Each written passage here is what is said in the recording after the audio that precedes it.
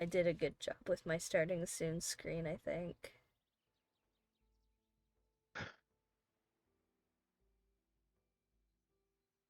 What do you think? Yeah, I like it. Picasso.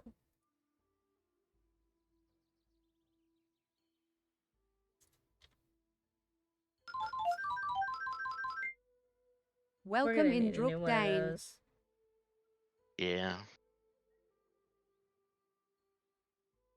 It's gonna have to become a legacy emote.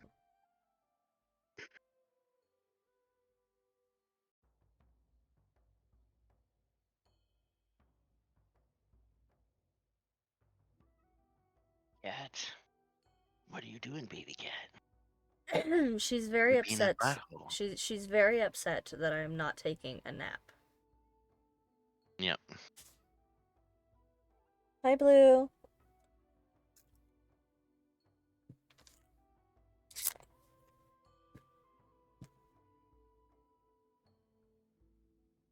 Hello. Hi. Lemon. How's it going, Lemon? Good. What's up? Not much. Not Blue much. says hello. I'm here to cause problems. What's up? Ryuk, Mm-hmm. how many items were we supposed to have for our new characters? Yes. Was it one rare and 3? Wait, you guys get rare Uncommon? items? He just told me I could have all of the mundane items if I wanted. Yeah, no, you guys can have any mundane items, and then it's 1 rare and 3 uncommons. Lemon, can you post that in the chat for me? Not this In the chat. chat, homie. Yeah, but here's the thing. People have talked. It was not pinned. I'll scroll up. That's fine. Pin it. I don't read back after I've read it. That's silly. That's how you read old information and not the new information.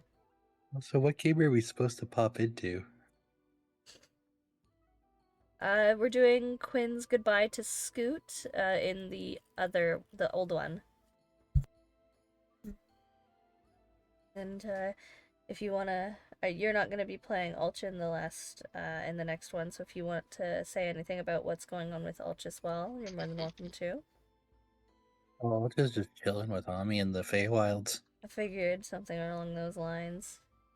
But yeah, if you want to just be like, yeah, this is what he's doing, this is his plan for the next millennia. Does not matter to me who we start with, or who we end with, or what's happening here today. Lucia has no idea what's going on. No. Yeah, it's good. I didn't tell you anything. Oh, hi, Blue. Oh, hey! Oh, hey. Another I'm assuming Drook knows what's going D&D on. player. Hey, no, I would it's hope not. so. It's not. I have no idea. Hee hee. Hee hee. How come I have no reactive for Blue? Because you probably didn't convert me over when you came over to your side. Hee hee. Probably wouldn't have been since Gringle Grangle. Yeah, it's been a while for the Gringle Grangles. A jingle jangle. It's supposed to be like a mass. Oh, Jesus. Okay, never mind. I'll go back to this one.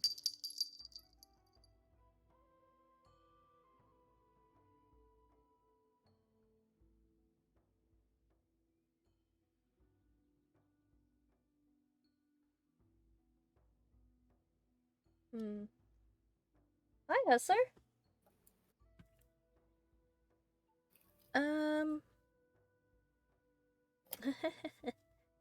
Yeah, I don't have a reactive for Blue. My reactive isn't pinging the Discord to pull you in. No, that's fine.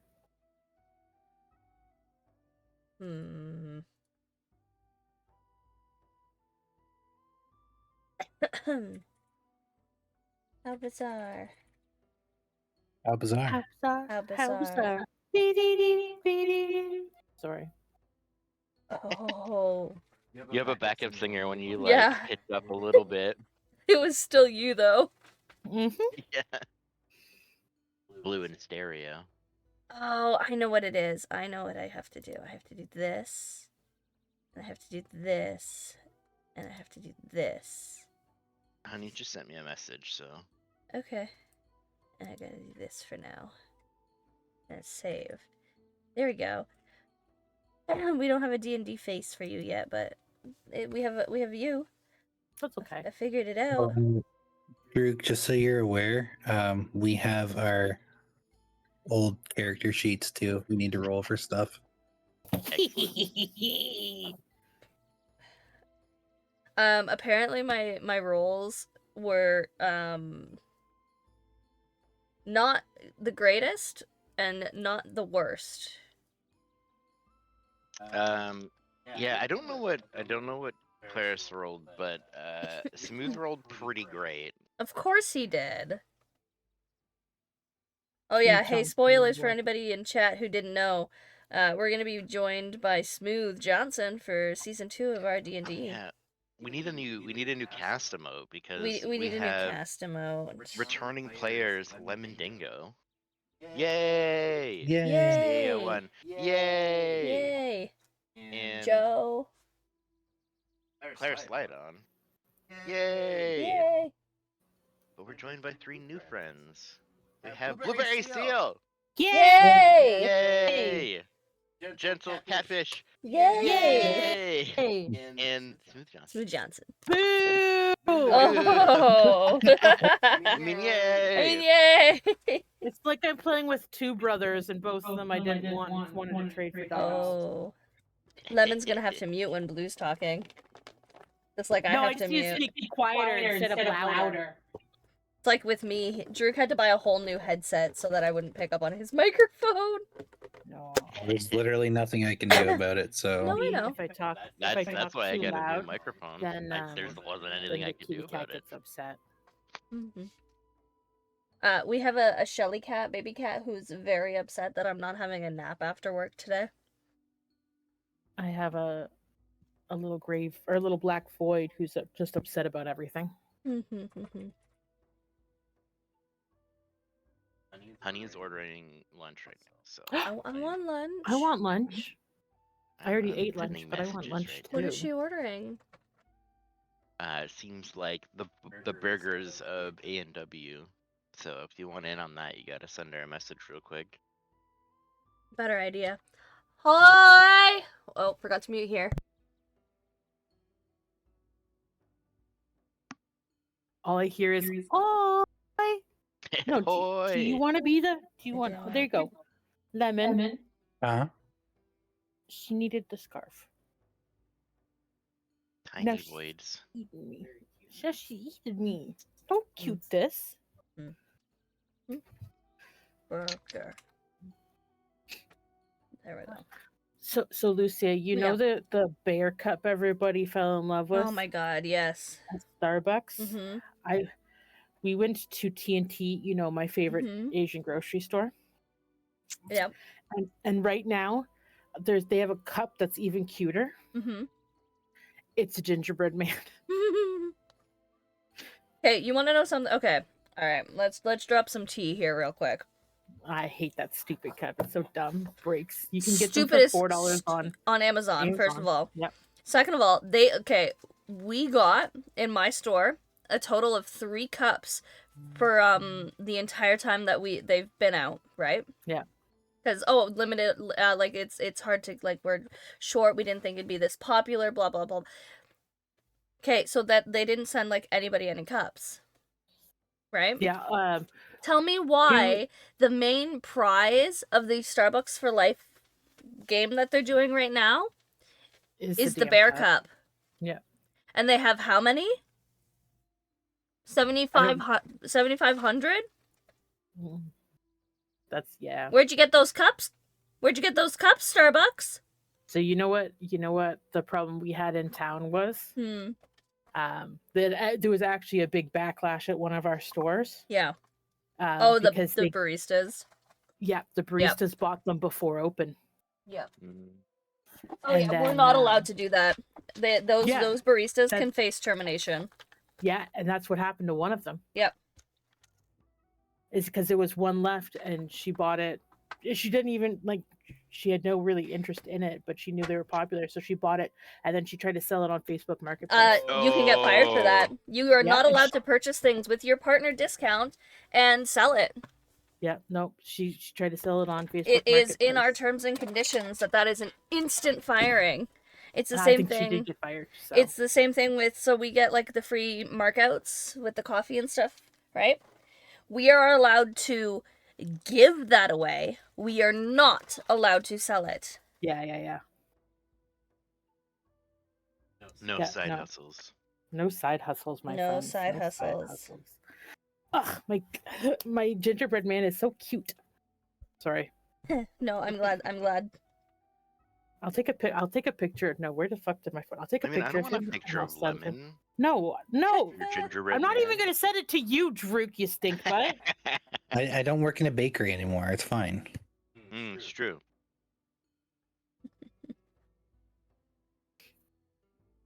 Okay. What do we got Dude. today, Drook? So you got the wiggles and the shakes out. Look, it's Saltmarsh. It's, Saltmarsh from the side. oh my god, it's been upgraded. How did you get this photo? I need to know. Did you I just just Googled it. Google? Yeah. You Yeah. just Googled like hold on, let me think if I can figure out what you Googled. You Googled marine town. No, I googled Saltmarsh. Oh shit, Oh, really? shit. Okay. Yeah, so that view, if you look at the buildings, That's by the docks right over here. Oh, it's this Yeah. side? Okay. I think it's actually like this dock because it's near the Prime Water Estate, which is that big gaudy building Okay, you can so that's down by 16 where I pointed to originally. see. So that's the I Prime know Water my Estate, that Saltmarsh. giant gaudy building. This guy over here. Yeah. That overlooks the dock. God, that's a really, imagine building that in like Vintage Story.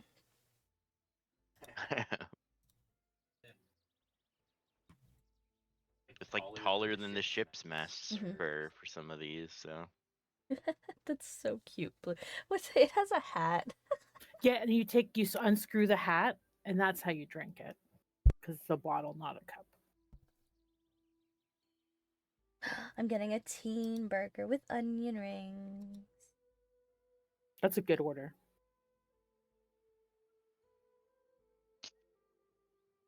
got a mama burger. I like the mama burgers.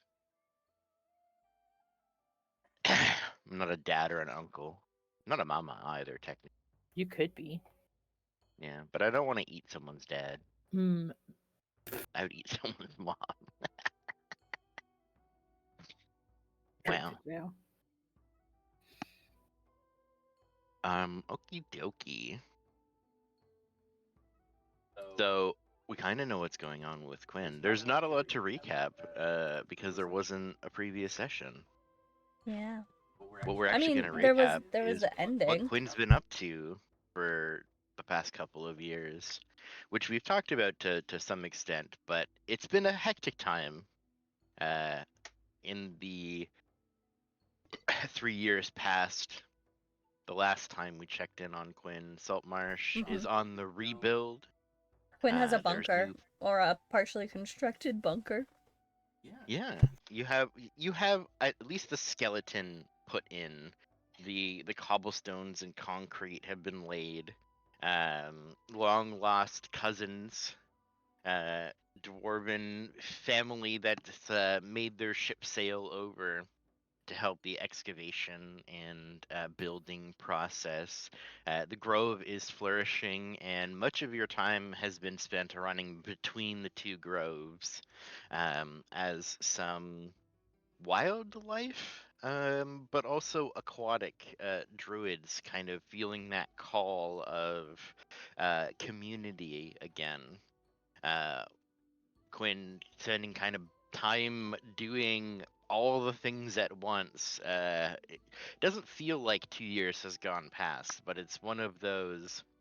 The bunker is ready, and the grove is going well, and that grove is going well, and Saltmarsh is rebuilding. And wow, when did this building pop up? And damn, when did that store get installed? Hi, Smooth.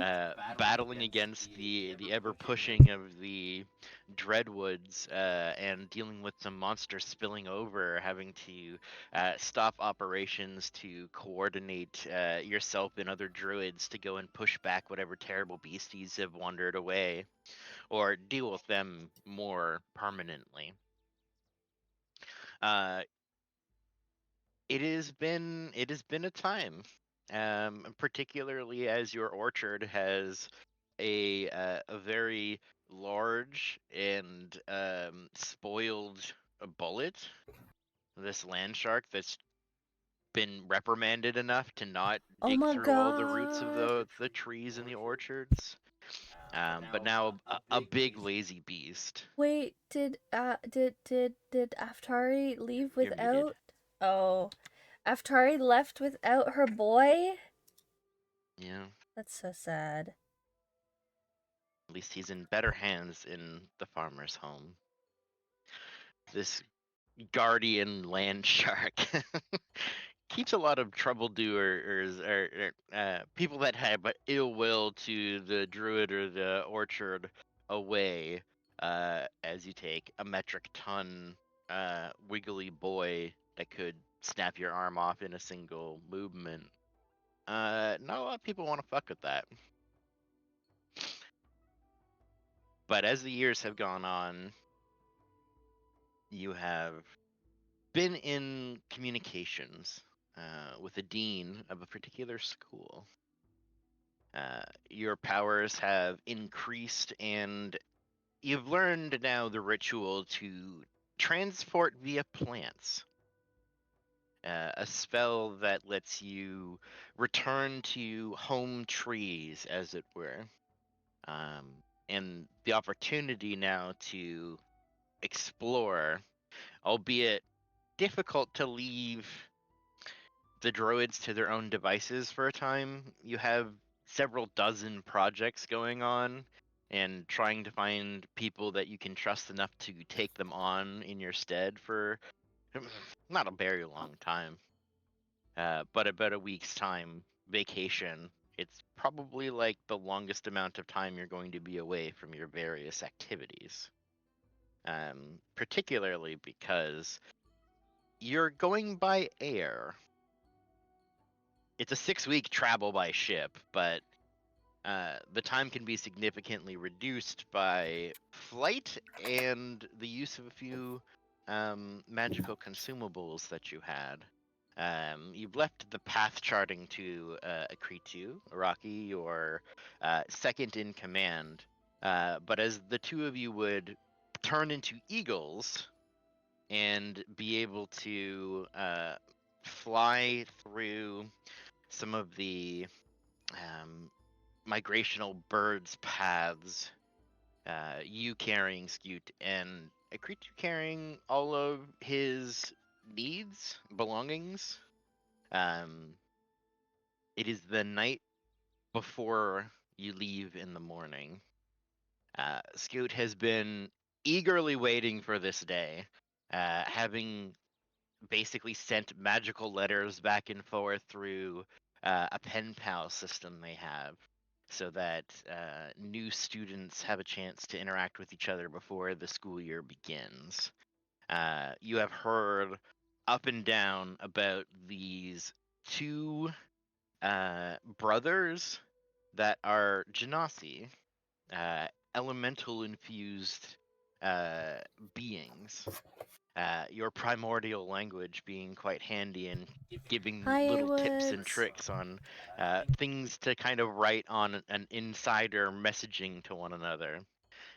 One brother being a fire elemental and the other being a water elemental. Or Genasis, but having those attunements. He's been very concerned that, I mean, like, I'm gonna go fishing with them, but like, he's a water guy, so like, is it going to be extra tasty to eat the fish, or is it kind of insulting? I don't know. Agonizing over his fishing information, if that's going to be a boon or bane, and with his new friend. But he figures fishing on one side and cooking on the other, like fire and water. Maybe he can impress his new friends when he gets there.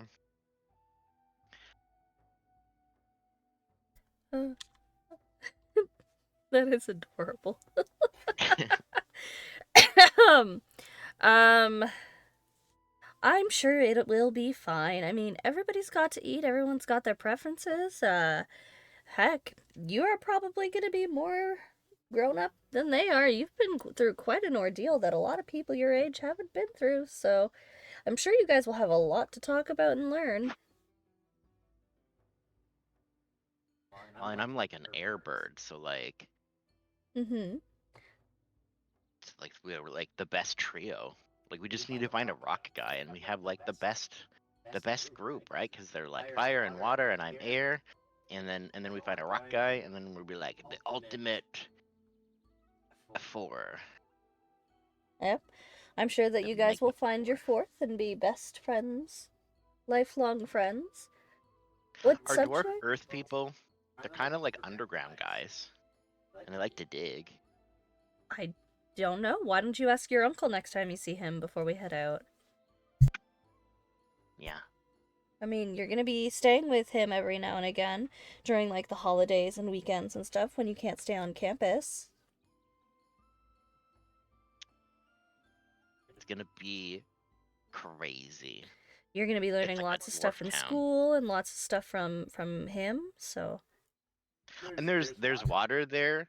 There's not like a lot of fishing, but there's water. So if I get like, oh, I miss my boat people, like I can go to the docks and like hang out with the sailors.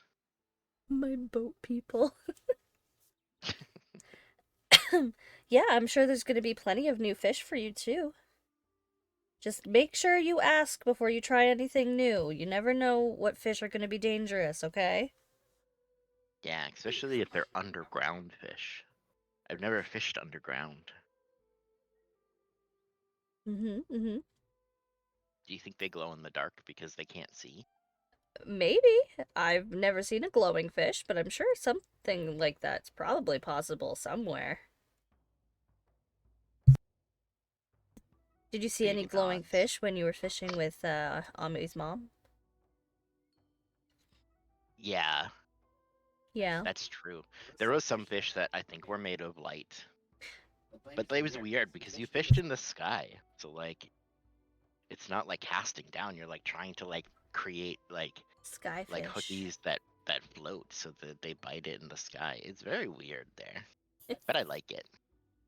Skyfish. What Kind of subject like are you looks looking forward to? Oh, the magic. Yeah. I want to be I don't know. There's like lots of different kinds of magics, and like some of them are really cool. And I like enchantment magics because like can like make people cooler. But like turning stuff into other stuff's kind of cool too. Mm-hmm. So I could turn like cow meat into fish. That's definitely something you could do. Maybe.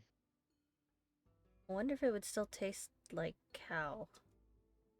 Fish cow.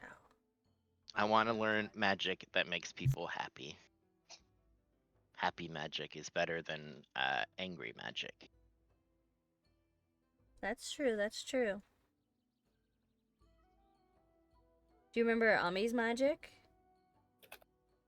Yeah. It made a lot of people happy. It was happy magic. It was happy magic. Do you remember Joe's magic? Joe had some silly magic for a little bit.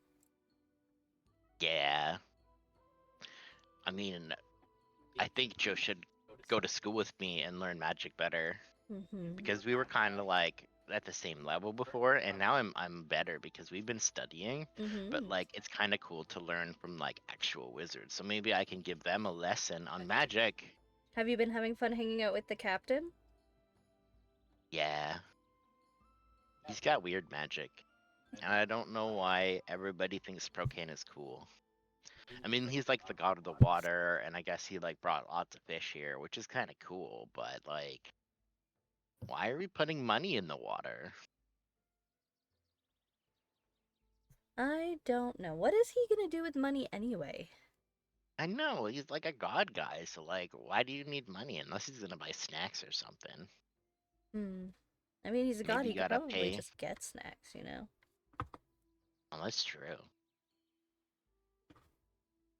I imagine during all of this, we're either just like walking or something. I think at this point it's like you're trying to tuck him into bed, and it's kind of like looking around at Yeah. a mostly empty room, trying to like talk to him to get the wiggles out so he'll actually go to sleep. All right. Well, we got a long couple week. How long did you say it was gonna be? Oh, yeah, it's gonna be a long time. Yeah. We got a But we're long gonna trip ahead of fly, and us, that's so cool. you better head to sleep. Like holds his breath for a minute and Womp closes his womp. eyes. Welcome And you in, can see like his Linoki. toesies wiggling. Linoki. I don't think it worked. One more story. And One then more I'll go to sleep. story. Yeah. All right. What story do you want to hear tonight? I want to hear about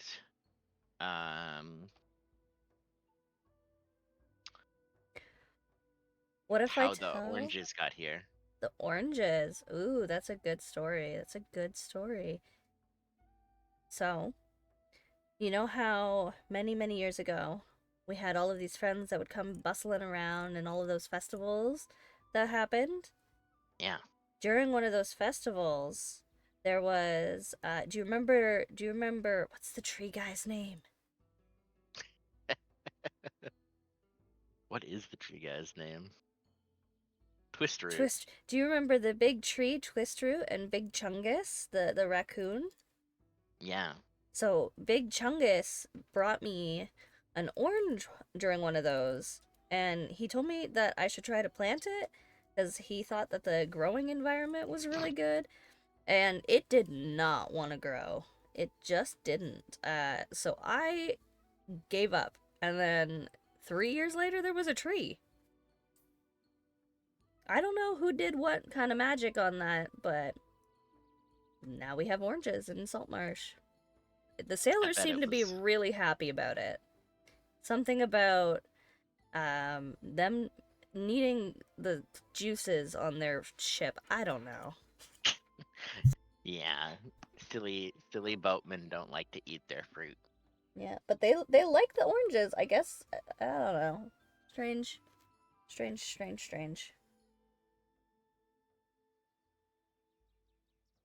All right. Yeah. Are you ready for bed? Yeah. All right. Checklist time. Did you brush your teeth? Yeah. Did you brush your feathers? Kinda. Did you wash your face? Yeah. Did you? And I'm gonna lean over and I'm gonna start tickling him. I'm gonna be like, did you get your tickles out? No. Yeah.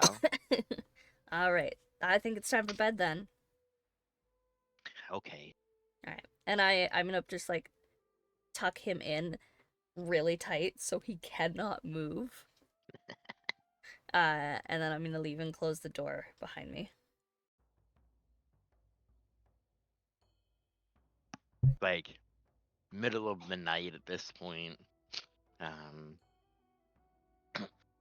Yeah, there was definitely like 6 bedtime stories ending on the oranges. Yeah. You go downstairs, you can see Rocky is there, just kind of doing the final checking, the very dutiful right hand of the archdruid, checking all the bags and putting a few final things in. A map kind of charted out on the table, checking them one more time. I believe we're ready in the morning. This is gonna work, right? He's gonna be far enough away. 6 weeks by ship, only a few by air. The islands are dotted and arrangements made with the guilds for support along the way. Okay. It should be fine.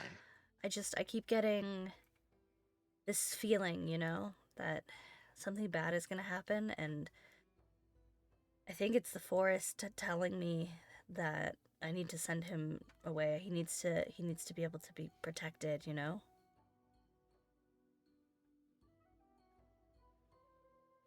Just when the quiet was peaceful, Yeah.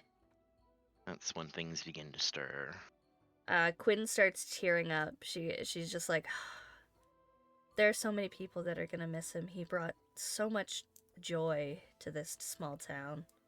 And she just kind of like walks over to the window, puts her little paw hand on it, and just is looking out.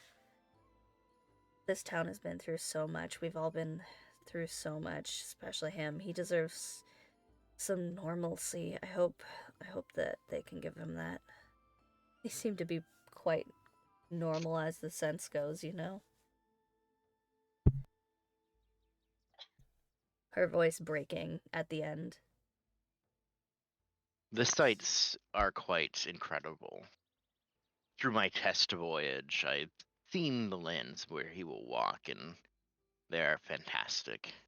Let's just make sure that there's something fantastic for him to come home to when he's done his studies.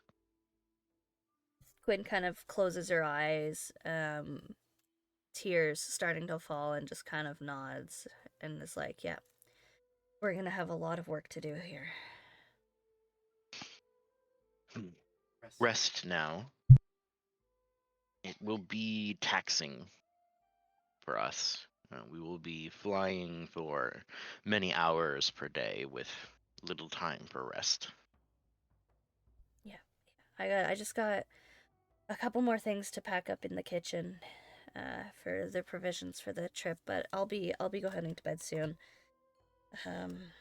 You should go to bed as well, or whatever it is that Rocky does, because he definitely rests. He has his own little hut. I will enter stasis shortly. Just kind of like sits on the the larger chair that's been set for him at the table, and you can see he closes his eyes, and there's not really any breathing, but there's just that still calmness that comes with sort of meditation. Yeah. Quinn's house is pretty much the same as it's always been. You can see like the smaller chairs are still at the dining room table for like when Scoot was younger, and like Ami and Hustler's chairs.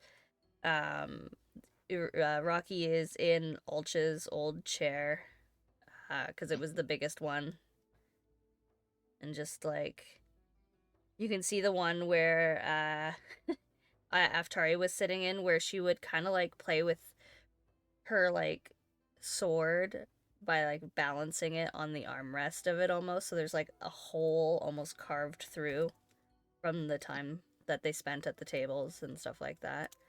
But Quinn is just gonna go and start packing up like the salted cured meats and fish and stuff like that, getting it situated by the front door with all of the other stuff that they're gonna be taking. Making sure that she hasn't forgotten anything in the lists before heading up to bed.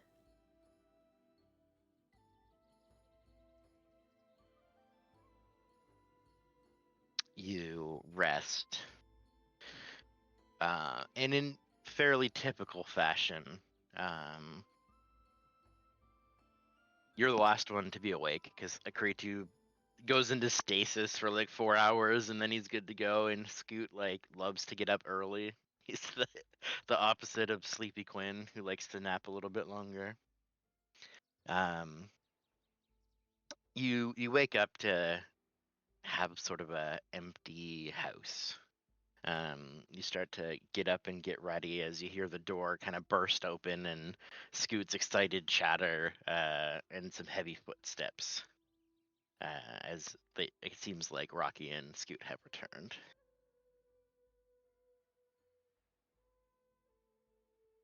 you get your things ready and head down the stairs, ready to make this travel adventure. Scoot's sort of bouncing up and down and putting on little goggles because he's going to go up into the sky. And okay, we're ready. We've been all over. I said all my goodbyes, and I told them all that we'll be back later, or you'll be back later. And like Edith says hello. We're ready. Okay, all right, we're ready. You can see. Oh, go ahead. And he kind of squeezes your hand and he says, I brought oranges to Hustler statue. I'm sure that he would like that, buddy. Her Yeah. voice just cracks at the end again, and she's like, I don't know if he ever had oranges, but I'm sure that he would have appreciated it. Yeah. They're small and they're orange. They are small and they are orange. Are they called orange because they're orange, or was orange because they saw oranges and said they were orange? I don't know. That's a good question. Maybe I'll ask the teachers because maybe they'll know.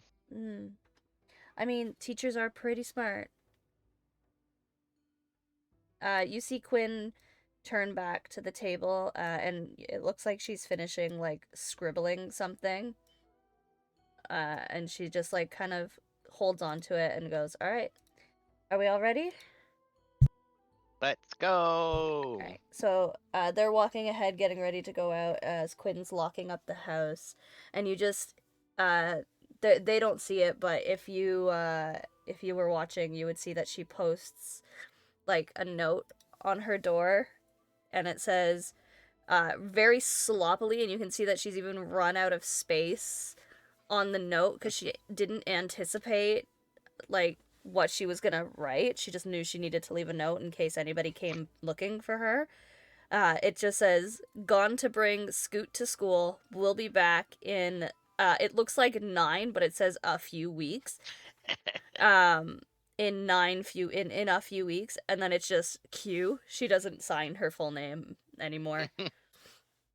You ran out of space. She ran out of space. You can see you can kind of see where she got interrupted by that conversation, by the fact that she definitely just could not continue writing properly. Yeah. So that note is posted on her door and will be there unless something happens to it. Quinn still thinks every single day that at least one of her friends is going to show up again. But they have not. So she still holds out hope. And posts a note just in case. You go outside to see a big fucking stone bird. Sort of hawk-like, these branches holding these feathered stones together. Scoot is throwing packs and hooking straps, as it seems like Rocky is going to be your beast of burden for all of his trinkets and doodads, where Scoot has a bunch of pocket snacks and little a harness with a backpack that has just a bunch of stuff on it, and he's got a couple of strappies and is basically waiting with a little bit of amazement for you to wild shape. Quinn looks around, makes sure she has enough space, and then transforms into so I didn't get to describe it last time that I transformed into the giant eagle, but when Quinn transforms into the giant eagle, it still holds the same color palette as Quinn, so it's still that gray black color. But it doesn't have feathers. It's fur. She never did quite figure out how to properly wild shape. Oh my god, I found one. It's like the giant crab, the giant furry crab. What did you do? Oh my god. Oh no. Oh, that is cursed. I just looked up Eagle Cat hybrid, and that was one of the options. Alright, well now I have to show that on stream. Give me a second. This is not, I repeat, not what Quinn looks like. However, it's really funny, so I'm gonna share it anyway. It reminds me more of a seagull than a eagle, but There you guys go. But yeah, Quinn transforms into a giant furry eagle, not looking like that. There's oh jeez. That's so Amazing. cursed. Anyway. Yeah, Quinn never did figure out how to properly wild shape. There's always some aspect of her when transforming that remains cat-like.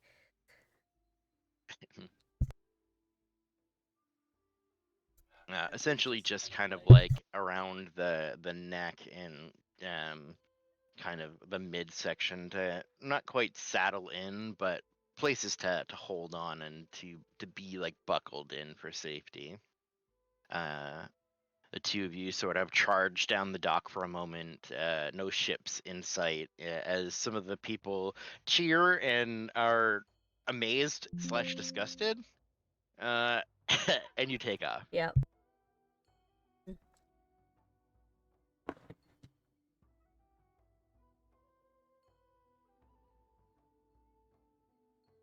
Can you move us Proportions further this way?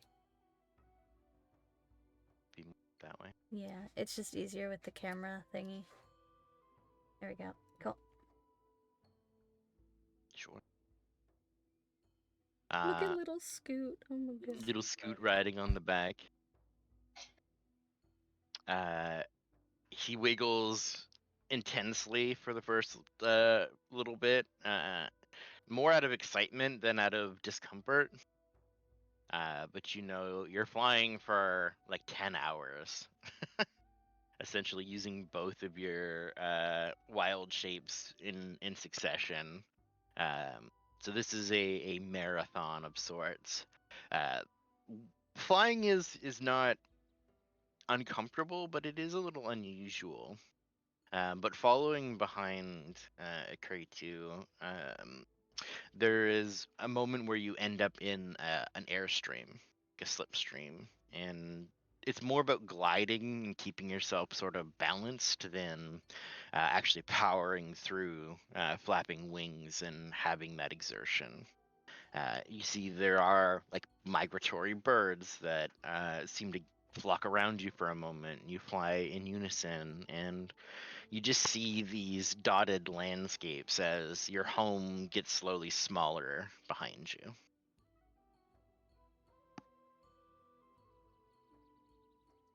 As is normal, Quinn can feel the pull from both of her groves, now kind of being closer, heading towards the one that's in the sea, but she knows that it's not going to last and that she's going to be passing over it. She has to fight the urge to want to go check in on everything and make sure that she's fighting like multiple urges right now, wanting to be a like good mom and make sure that Scoot gets to thing on time and safe and sound, and good druid making sure that everything is gotten checked up on, especially with the fact that both her and Rocky are going to be gone from Saltmarsh for longer than they've ever been gone simultaneously together. She has lots of mounted worries and fears, but knows that everybody will take care of it. Hopefully, nothing's gonna catch on fire. It's like when you know that you're leaving work for a couple of weeks, and you're like, all right, I know how this place operates when I'm not here. Y'all better not break shit. Like, I was gone for 2 days, came back, and the water fountain was broken. What's going on? What did you do? kind of thing. Absolutely.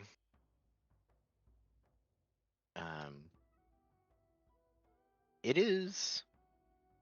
There are moments of gliding, but it's kind of like holding your arms out for an extended period of time. A strange sort of strange strain on your body as you continue to travel. It becomes a little tense as you feel that moment coming of needing to transform again or expend more of that wild shape magic.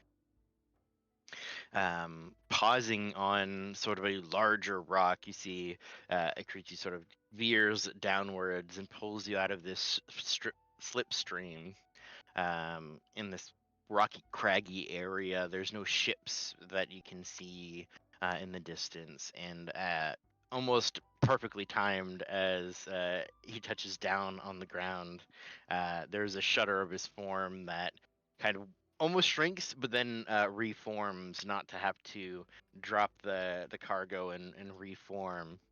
And you can see as you land as well, you're able to expend the second wild shape and maintain the form. Scoot has definitely eaten more snacks than he was supposed to. But you know, in another 5 hours or so, you're going to get a rest period. He kind of like stretches his arms and he wiggles a little bit, and it's strange because he's on a giant bird cat in the sky, so it's very exciting but very cozy. So you can tell he's like snoozed a little bit, but whenever there's anything to see, ships going by or like strange movements of fish from a great distance, it seems like he's got a little spyglass from the sailors and is just peeking at everything. It's a little distracting trying to stay in motion, kind of like when your passenger in the car is pointing out all the cool things that you can't look at because you're driving. Exactly like that. You mean me? Yeah, look, there's cows over Oh there. my god, Look, a cow! Hey, there's a if squirrel. you drive past cows and you don't go cows as the passenger, you've not done your job. Yeah, there's horses. Oh no, they're donkeys. It's very much that where he's like spying on people like, aha, I see you working. You're working men. You have a boat. That dude picked his nose. Wait, Scoot can like communicate through tiny birds, right? So he could, when we're passing over things, he totally would control a seagull in the area and just go up to the sailor and be like, I know what you just did. Stop picking your nose. Stop it. I'm watching you. Caw. Just traumatizing random sailors. Yeah, sounds about right. If magic isn't to cause mischief, what is it for? Yep. I'm gonna ask you for a Constitution saving throw. I'm gonna do a Constitution saving throw. Yeah. I think it's our food time. food is here. Mhm. I'm gonna do that while you go get that food. I have hands-free movement because my microphone is on my Touche. face. I got a 15. Okay. What does this mean?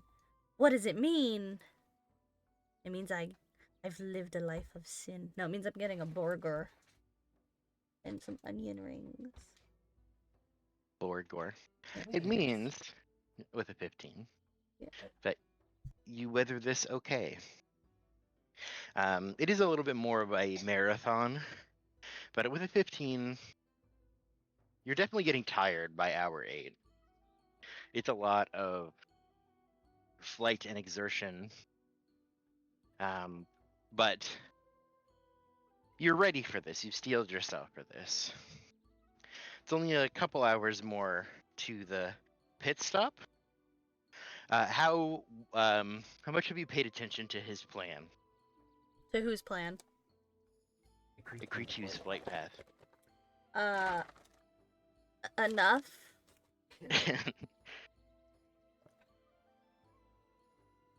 Should I roll for it? Sure, make a history check. 2. Yeah, enough. You absolutely know the plan. There's a stop coming up. And then you're gonna rest for the night. Right? It's gotta be. I'm almost through my second wild shape. He knows this. Mm-hmm. Yep.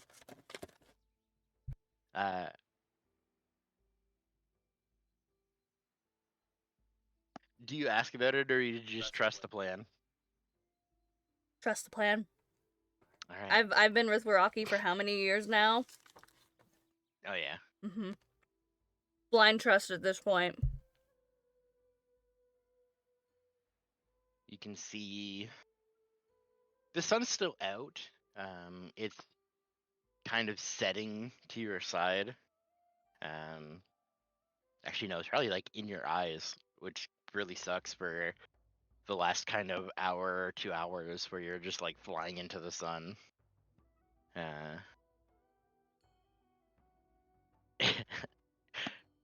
Just like not fun. Do you have Quinn like makes a mental little note. lenses, I guess, to like put down on your face? Yeah. Scoot, like rummages over your shoulder and is like, "Here, I got you." Thank you. I like sunglasses. Mhm. Quinn cannot talk in bird mode, can she? No, not with the 2014 rules. No, the new rules. Wait. The new rules say you can. Yeah, I was gonna say the new rules say you can, but we're playing. This is old rules still. This is a good tomato. It's not very often that you get a good tomato from a fast food place. Weirdly though, I think giant eagles speak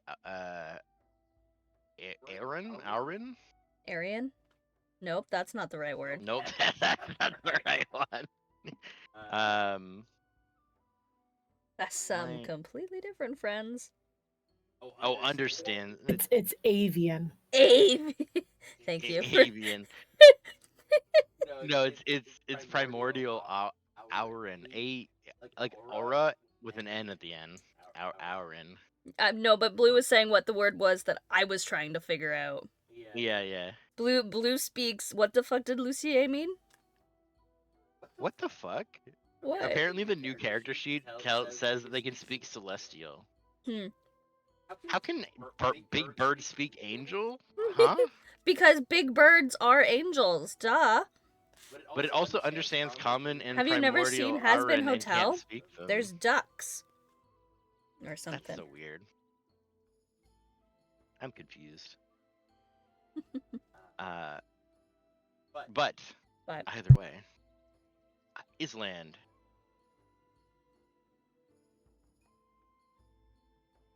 You plop down on what could be considered an island, but is like more accurately a sandbar. This image looks familiar. Did you steal it? Oh, probably. From our current past campaign? I have no idea. I googled it. Oh, okay. This looks almost exactly like the place where we dropped off the spider guy. Oh. I think that was just a Slack page, actually.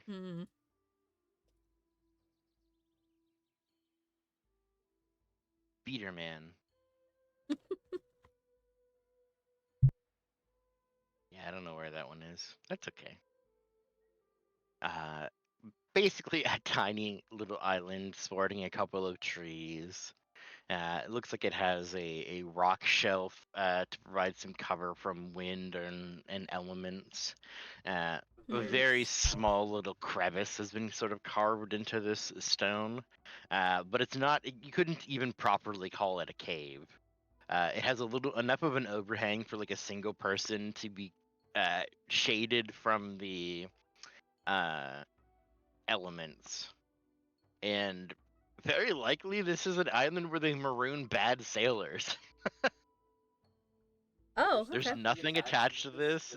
There's some signs of life, but there's presently nobody living here.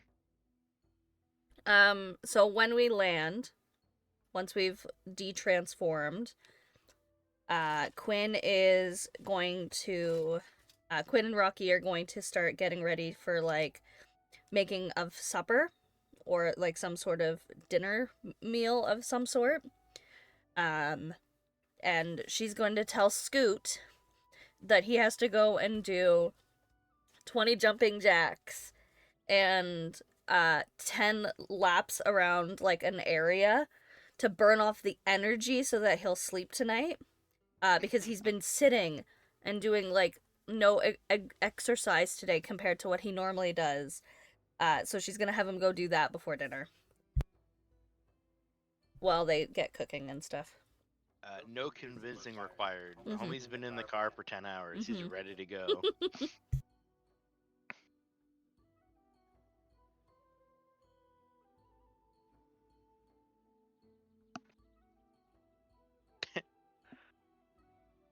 Zoom.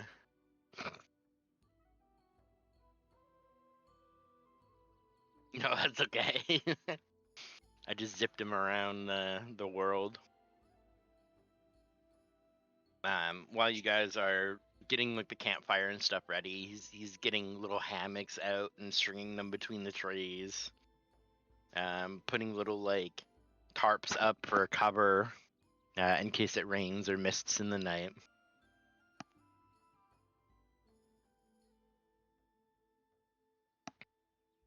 All according to plan. Yes.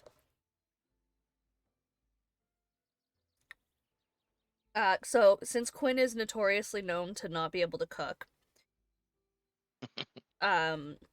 Rocky did end up taking over the actual cooking process. Because he saw that Quinn was gonna take bread and start soaking it in like a chicken broth type of thing. Because that's how you make chicken dumplings, right? Oh no. Arch Druid, I Hmm? believe a meal plan was established as Right. those provisions are for tomorrow's lunch. So I'm just kind of like no, takes the tool, Yeah. takes the tongs and things out of your hands, like Oh, right. Sorry, I'm just a little tired, you know. I'll just go get the stuff over here ready. And she just kind of mumbles and walks away.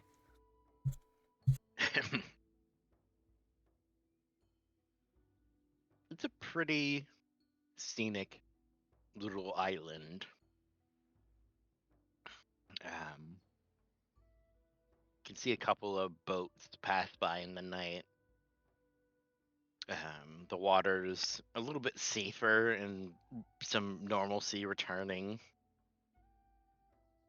You know that more trade routes have been established, and Saltmarsh is a little bit more of a spot than it was before.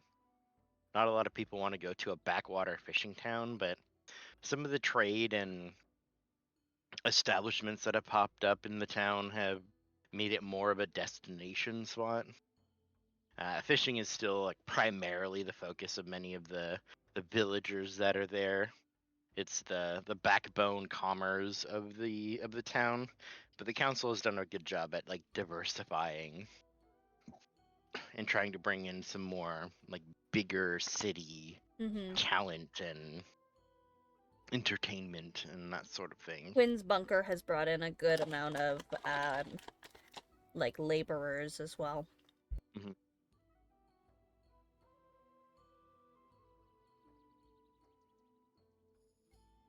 You didn't suffer any exhaustion levels, so Woohoo! your first day's travel is successful. The hammocks are cozy, comfy. Remind you a little bit of the ship, although you didn't really have a lot of hammocks in your time, being No. the medicine person of the Yeah. ship, and you got a little more VIP treatment in most cases. Quinn always ended up stealing the captain's quarters. I deserved it. You got to take care of the person that heals you. But other than some crabs in the morning, it seems like this route that you're taking is pretty well vetted for being safe. early hours of the morning before the sun even comes up. You can hear the fire crackling and smell the food cooking. You're awoken as Rocky's kind of packing up camp. Quinn is being forced to wake up just after sunrise, like where there's like enough light that you'd be able to see without dark vision kind of day, whereas normally she would like to sleep a lot longer than that. And she wakes up to see Scoot doing laps around the sandbar area, full well knowing that he's going to be stuck in the air again, wanting to get some of that energy out, because he knows he will end up napping in the air. He's kind of like been in the air for 10 hours yesterday. He's going to be in the air for like 10 hours today. He's like, this is bullshit. I want to be on the ground. That's my secret. I read all night, so I'm super tired. Going to have a Quinn nap. A 10-hour nap is a Quinn nap, isn't it? Mm-hmm. Man's going to be fully nocturnal by the time we reach the area.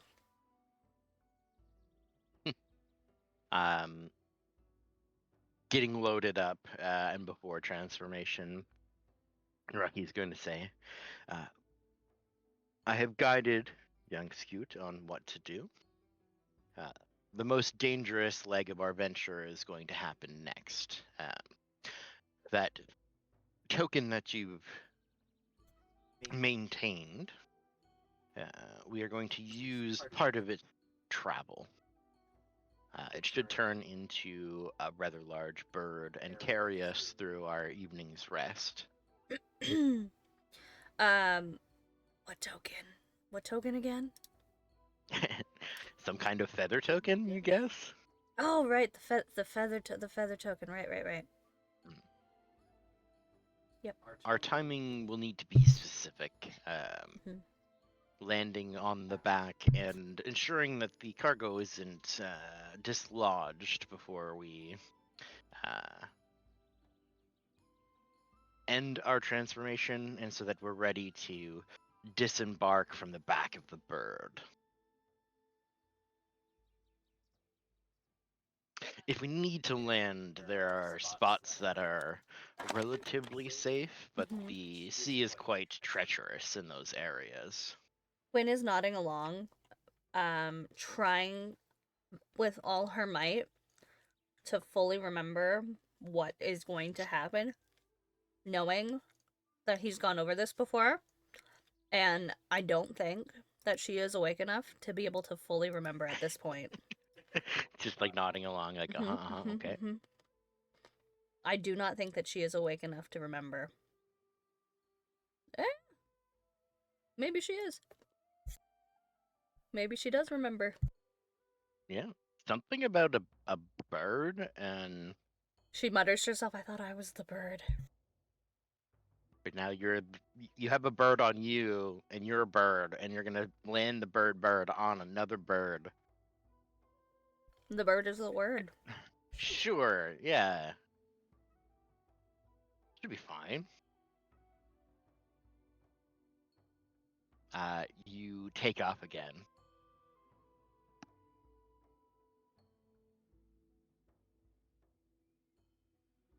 You can see the storms. There is a storm ahead that you're flying into for a time. It doesn't blister you around too much, but it does require some effort, as you can't kind of coast or glide through like you could the previous day. There's some maneuverings and getting low to the water to avoid the static of the storm from being problematic. Can I cast magic while I'm in wild shape? No, because Okay. you're not a moon druid. Sure.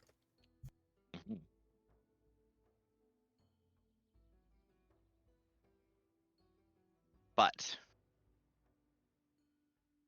it seems like the path is relatively safe. You can kind of look around and witness that there's no ships on this side. Kind of that dead space, the dangerous spot between two oceans or waters, where it gets deepest, where more sea monsters and such could grow to significant size or manifest. Uh, you would know that you're entering sort of kraken waters. The space where not a lot of ships, only ships like capable of intercontinental travel would go. These are probably usually more like 400-man ships than like a sloop or a skiff, something small that would be used for transferring goods or even people. These are intentionally large and armed ships. Quinn wonders to herself if this is the type of ship that Hustler came in on when he managed to get over to our area. Or maybe where he had suffered some kind of tragedy falling in the waters.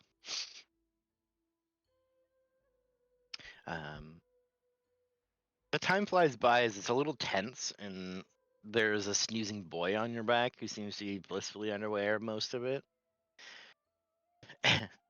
But there are moments that you see, even like roiling in the water, that like the waves have form and shape,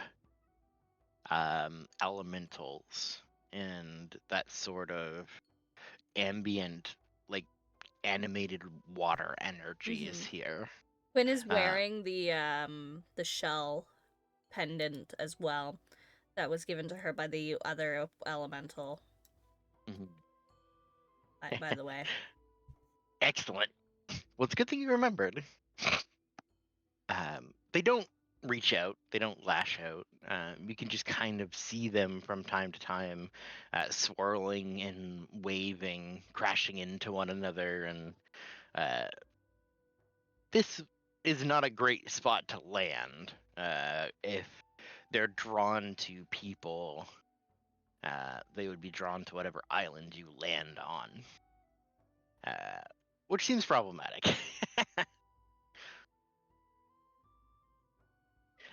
There is a moment of great climb as you guys are going up and up and up and up and up. You can feel that this is a time in which your wild shape needs to be refreshed, and you're not landing this time. This is gonna be an free fall. aerial maneuver. Okay. You see, there's a moment where Akrichi's form starts to shrink, and as he kind of goes into a nosedive, the magic flushes back out as you see that green pulse through the root system, kind of like basically climbing and then diving downwards to give you time to transform before you hit the water again. Cool. Give me a wisdom check. Why do I have to be wise to survive a free fall? This is controlling your magic. Son of a duck. Okay. Well, I think I get a +8 to that, so hopefully this is good. I mean, yeah, you just roll incredibly. Cool. That's good, because I couldn't see it. You start to feel like your form waver and shake, and you take a deep breath, angle yourself down to pick up momentum, and as you start to feel the magic ending, you flush it back forward, keeping your furry feathered form. Yeah, Quinn has definitely grown into the Archmage in more than just title in these last couple of years. Yeah.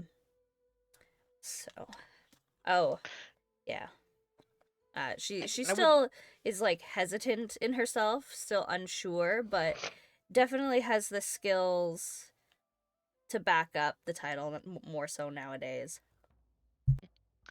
Yeah, and you had a little bit of practice of this sort of continuous like re-upping of your transformations and that sort of thing. It doesn't come as naturally to you as it does to Rocky, obviously because the different circles. This isn't your main focus as a druid, as bonding with animals and maintaining their shapes is really not something that's in your forte, but it is a skill that you do possess. So while you don't necessarily have a mastery of it, you're better than most.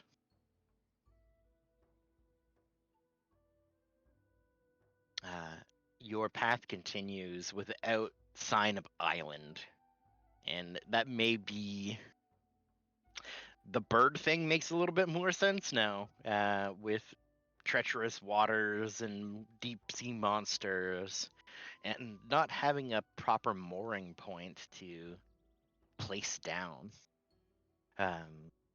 You travel for a bit longer, um, having to fight a little bit more through the storms and the air itself being a little less streamlined. You can tell there's a lot of like elemental activity here through sea and storm. Things are just a little more difficult to travel through. Likely, I mean, your home is close to a spot that is thin towards the Fey realm. If this was thin towards the elemental planes, it would make a lot more sense where that storm and elements bleed through. You're kind of witnessing that in this stretch of sea.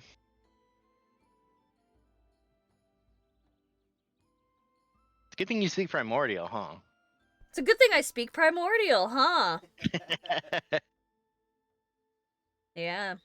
Yeah, that's one of the languages Quinn randomly decided that she spoke. Who knows? I've spoken that since I made her. You see there's a moment where Creepy flets his wings back and kind of slows to have you approach beside. Scoot kind of like napping and not paying attention. You see kind of like flies above you and then pecks down at him to like stir him. It's like, hey, it's time, bro. Get up. Wake up. Pay attention. Scoot starts to get up and it's like, okay. Feather time. And there's like big caw from the stony form. Sounds like more like rocks and things grinding together.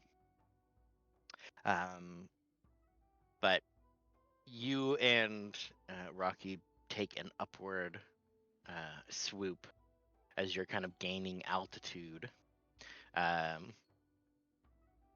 Scoot produces this large feather, and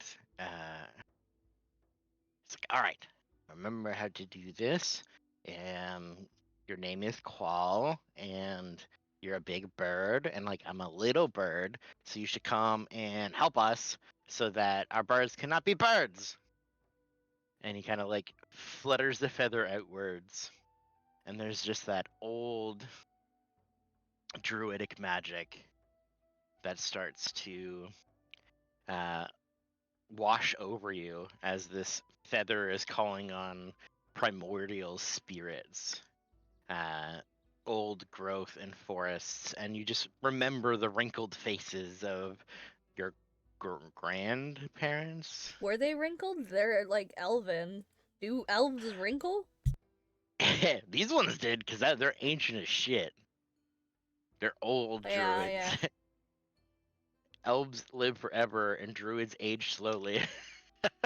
When you reach a certain point, so they got double whammied on that one. Where every 1 year of life, or every 10 years of life is 1 year towards like your natural expiration, and you live 700 years. Who knows how old they are? They live for a long time.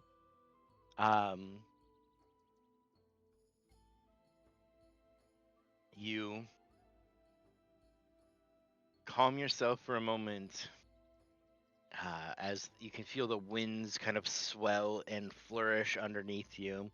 I'm gonna ask for an acrobatics check to see how graceful this landing is. Oh gosh. Well, this is not gonna go well, friends. It doesn't go well. No. No, I never will. Quinn's not very acrobatic. You get swept up in the wind, and giant wings flap counter towards your own wing flap, and a big foot grasps you. You're almost worried for a moment that Scoot is going to be squished as something has just grabbed you. And for as large of a bird as your 10-foot eagle is, just a ginormous creature has just got you. Like a tiny bird in a falcon's claw. This red and blue feathered rock soars.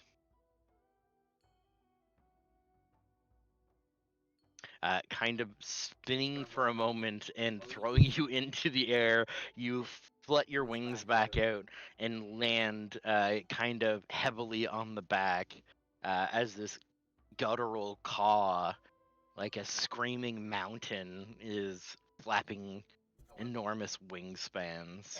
I'm assuming the bird speaks primordial. That's why you're like, hey, it's good that you speak primordial. And that but by the way that Scoots has acted, we've done this before. Like, practiced this summoning. Mm-hmm. So Quinn is just gonna sheepishly say thanks to the bird in primordial. You hear a thop sort of rumbling through its large form, as even the tiny Scoot was on your back, this thing's scale is even larger, holding the three of you sort of flat as the big wings flap through, not worried about storm or wind, and almost carries you above the clouds. As its big wings sort of flap through and dissipate some of them. This is a mountainous bird in the water, and you think homie could catch whales for dinner. Like, that's how big this thing is. Damn, big, it's a big bird.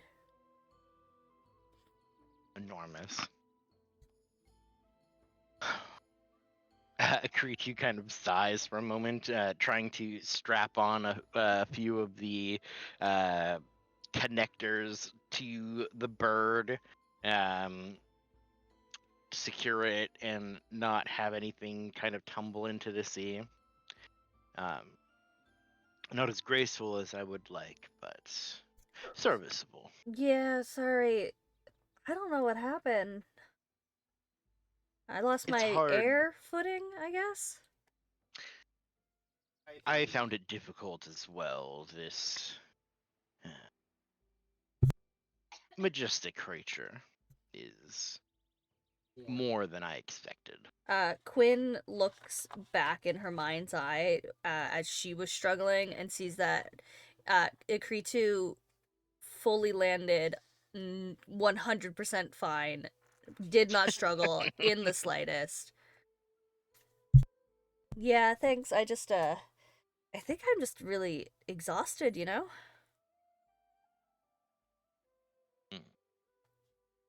I would say this is a taxing venture. We will make some time. And he kind of pats the large feathers of the rock as he sits down. This will carry us through our evening's rest, which is why we're having sandwiches. Can't have a fire on the back of this being. So he takes the bread that you were going to turn into soak soup. Yep. yeah, starts kind of cutting it and preparing. Scoot's just wiggling, ruffling into the feathers. I mean, you're furry, so it's a little Mhm. different, but he's a little bird now on a giant bird. Giant bird. I have okay, so you know how like you're sitting on the couch, you have like maybe a bunch of blankets, a whole bunch of like pillows, you're just kind of mounded up, and you make yourself like a little cup holder out of like the blankets and couch, essentially. And you know that as long as nothing disturbs this specific thing, that cup is not going nowhere. That's what I imagine Scoot is doing to the back of the bird, but with his body. Mhm. He's making himself a cup holder cozy out of the back of this bird. And it's a little weird because it's also like little bird nesting on a giant version, and he hasn't had a lot of like bird friends. Like Yeah. Kalodek is there, but he's not friendly. He He's certainly friendlier doesn't to want physical Scoot. contact. No, he definitely does Yeah, not. he's very much Yeah. yes, you might be interesting and you're a magical bird like Yep. me, We but are the same, but also get the heck away from me. do not touch me. I do not wish to be perceived. Quinn takes it in a moment and kind of just wonders to herself what his life would have been like all of those years ago had he not lost his parents. Because she knows that, like, that kind of kinship, nothing really compares, even though he's really not known anything else. Like, he has this weird attraction to other birds, even if they're not the same kind of bird. Just as like a familial bond he feels. You just be like instincts and stuff too. That's just Yeah. like not even he's really noticed, but you would kind of pick up on. Mm-hmm.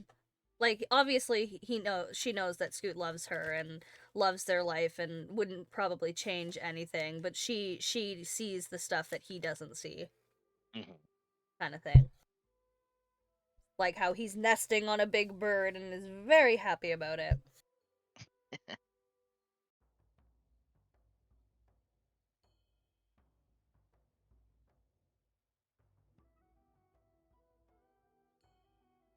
You get a bit of a taste for what Scoot's traveling is like as you are trying to rest,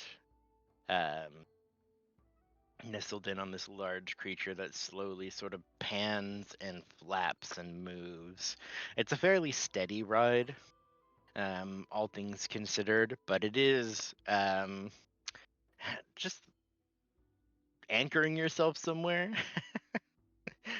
uh, trying not to think about falling off into the water. Uh, being on such an enormous creature has its boons. Not a lot of things want to fuck with a giant rock bird. Anything that does would be particularly dangerous, but there's not a lot of errant dragons floating around. And really, other than other rocks and dragons, there's really nothing that would prey on this big of a behemoth. And even dragons don't want this smoke. Like, big fucking talons and stuff. It's a bad time either way. So they kind of give each other a wide berth as far as, genealogy monster stuff goes.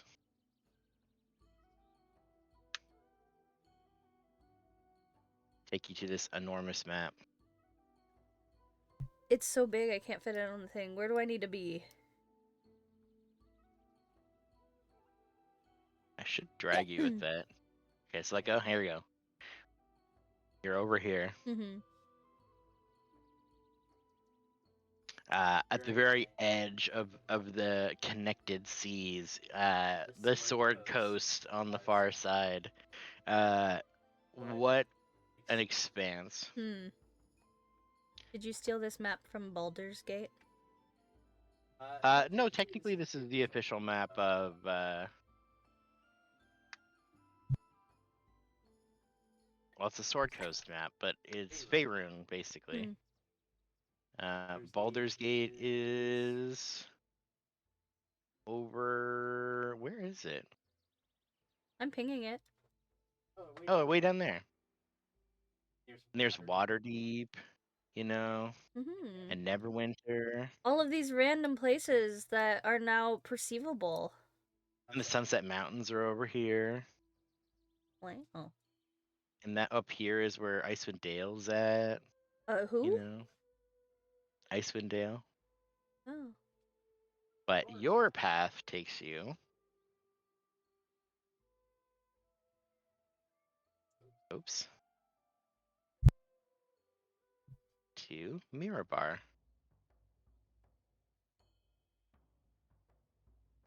This is the home of the dwarves, Hmm. Under the mountains. right by the mountains. The traversing on the rocks is kind of blissful, but also a little unnerving. Your rest isn't as good as on solid ground, but you do find enough rest and recuperation to achieve your long rest and be able to continue your flight path.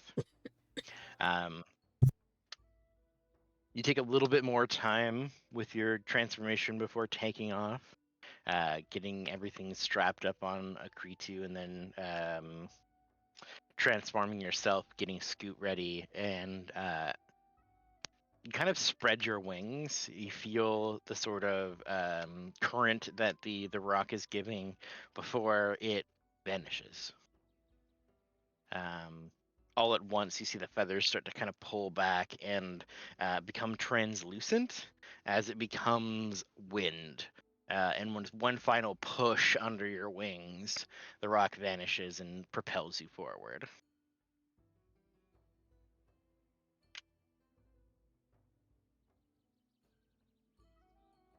As you can see, you haven't seen land since the island, which was at least like 24 hours away. And ahead of you is still nothing but water. Yep. We're just gonna keep pushing forward. Not much we can do. Only way but forward. Give me a Constitution saving throw. Oh. It's that 5-hour mark that comes by the unsteady sleep. You're feeling it. Mm-hmm. You don't have a choice but to persist. But you are pushing past that limit of being tired. Mm-hmm. You are properly reaching into the exhaustion territory. As you have this other aerial maneuver to maintain this form, this change, Yeah. and you can tell you at one point you swoop upward and follow the transformation, but you properly become Quinn for a moment. Oh. Scoot's grabbing onto your shoulders, and you kind of like begin to sphere down towards the water, and then you're like, oh fuck, I'm a bird. Whoosh, the wings fire back out, and you catch the swoop before touching the water, but your little talon toesies graze the top of the ocean as you see terrified fucking fish spiral in all directions. Scoot definitely was not afraid at all. Saw the fish thing though and just started laughing. Like, stupid fish. They thought we were coming for them. I should have grabbed one when I was down there.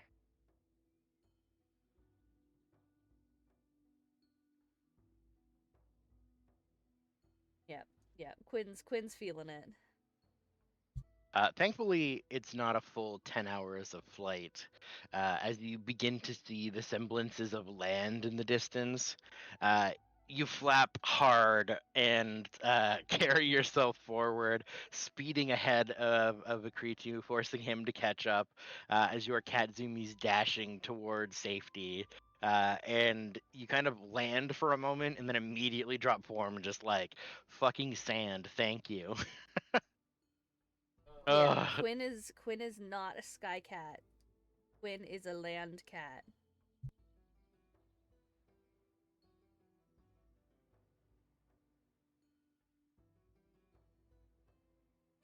kind of just grasping the muddy sand with both hands. They're like, oh. Quinn is definitely like panting too. Like she's exhausted. She's like still reeling from the fact that they almost plummeted into the water. Scoot's just doing his own thing now.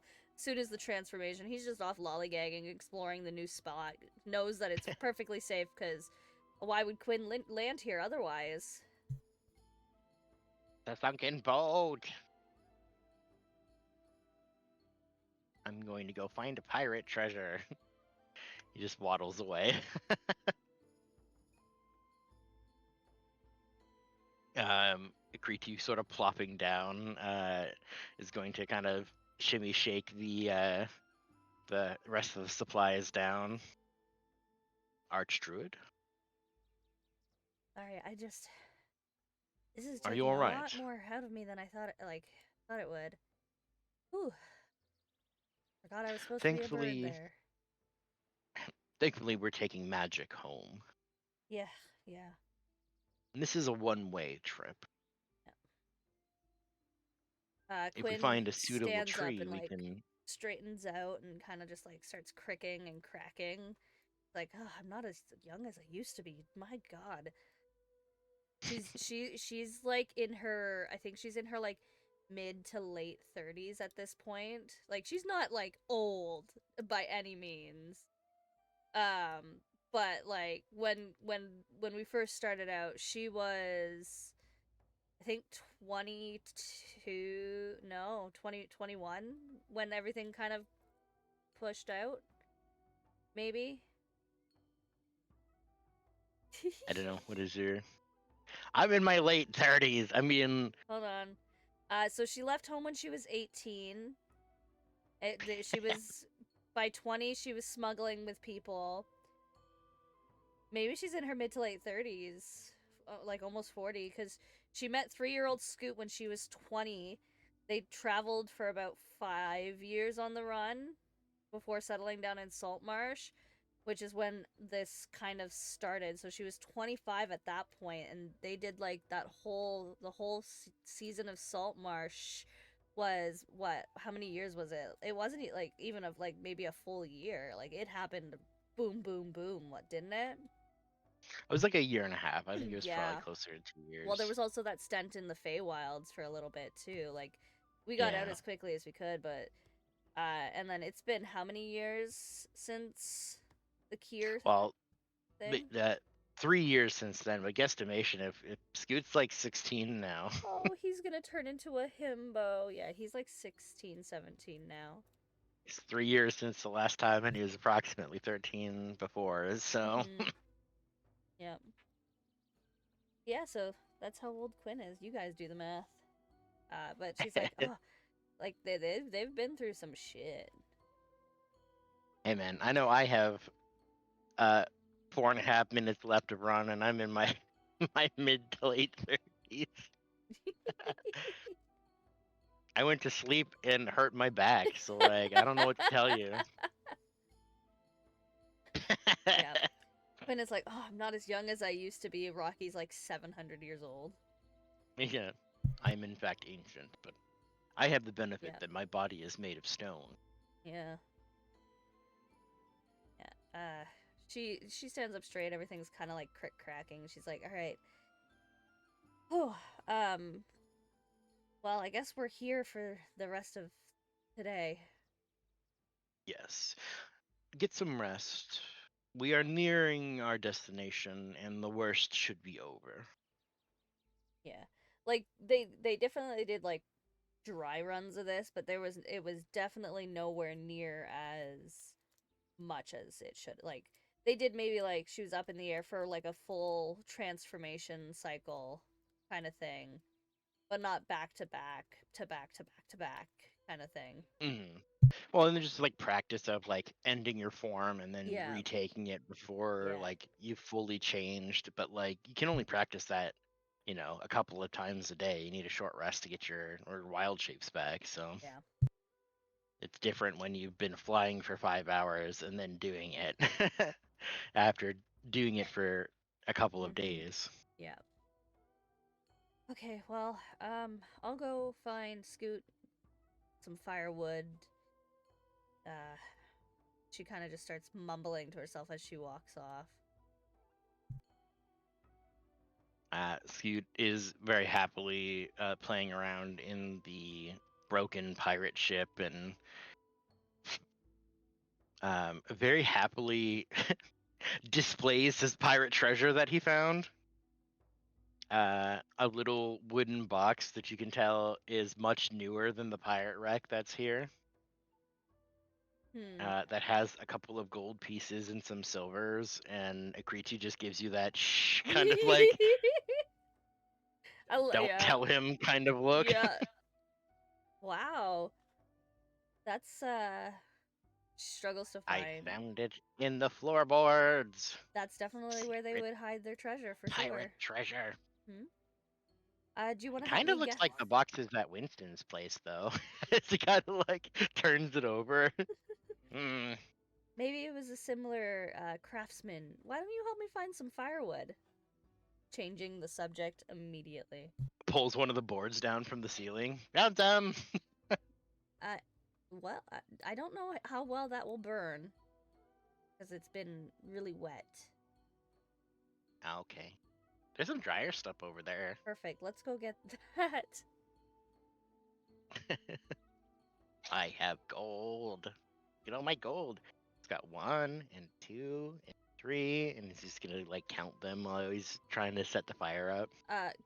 As soon as he gets past does he get past 5?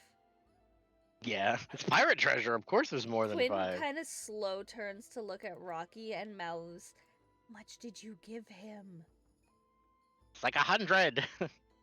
It's weird that they have exactly 100 coins.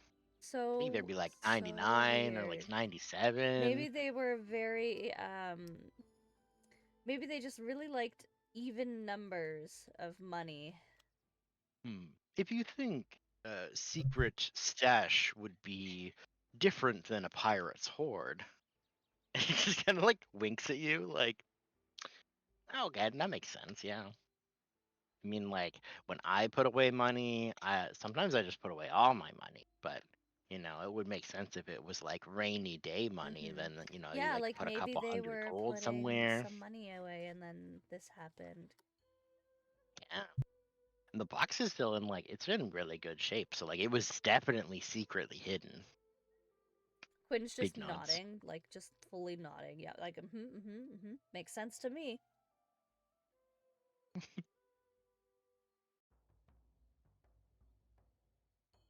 Now that they're down from this area, Quinn's gonna cast Detect Magic, though.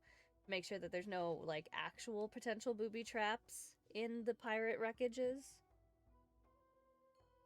You kind of scan the island and no magic, just some of the gear and bits and bobs that you and Rocky have. Okay. Just checking. While serving dinner, for our last stop, I believe we're charting to a location in the water. Your brother's clan has coordinated with one of his associates. There should be a ship in this quadrant of sea, and we will rest there for the evening. They do know that they're expecting 2 fairly large birds to land basically on the ship, right? Yes, I'm told that they're used to the strange. Honestly, yeah. I think it runs in the family, and she kind of chuckles to herself.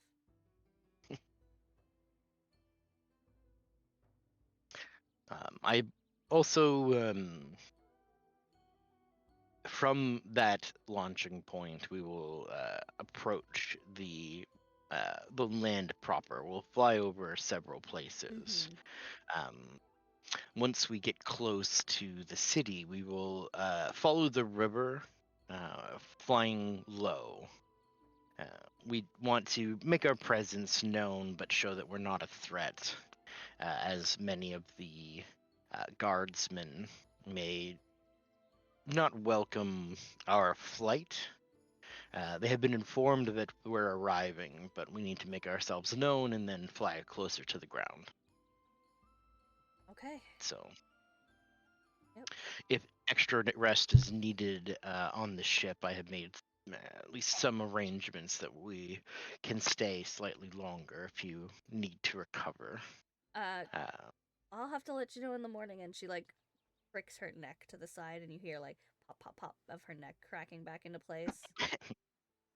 Because like in bird form, that's kind of where Scoot's sitting. Mm-hmm. Oh yeah, Yeah. yeah. This is why It's like giving somebody a permanent like shoulder ride. you're piggybacking for 10 hours. 10-hour piggyback, yeah. That is why I found this place. The shipwreck is slightly slanted, but relatively flat if you needed to lie down. Quinn is definitely gonna go do that while they wait, while she waits for dinner to cook, and just kind of like you see her kind of. It's gonna be really weird. She hooks her legs on like part of the top floorboards that seems sturdy, and hangs head down. For the momentum of her like spine to decompress for a little bit, just using gravity.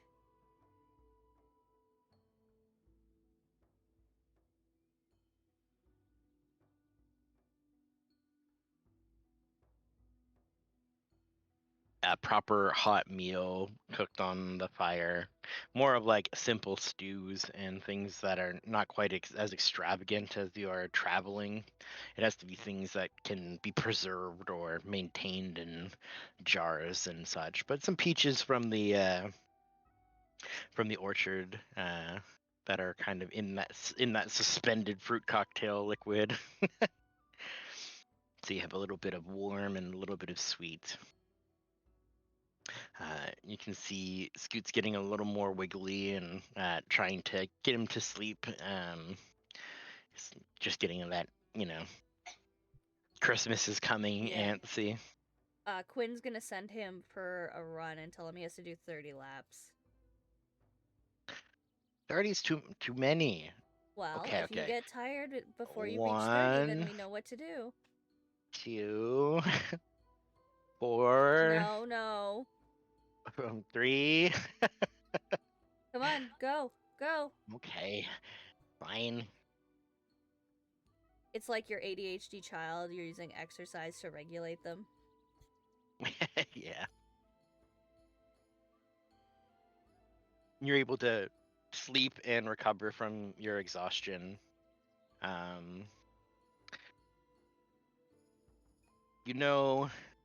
You have basically 2 more days of flight left in you. So there's that little bit of you're past the halfway point now. But that tiredness doesn't quite leave you because it's like you're sleeping in the elements to some degree, which is not terrible for druids. No, It's Quinn's used to it revitalizing in too, some and ways, but she knows that it's not your home. if she really needs to, she has she doesn't have like the cool thing that Ami had, where like the house appears. But she has, where is it? Hold on. I have the thing. Your class feature. This one.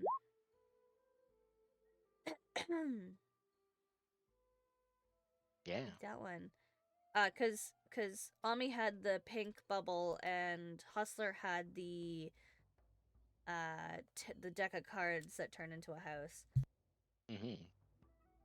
The House of Cards. Yes. Yeah, this is like you're not being assaulted in the night.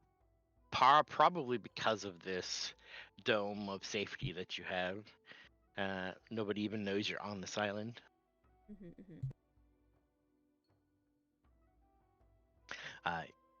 You take off again.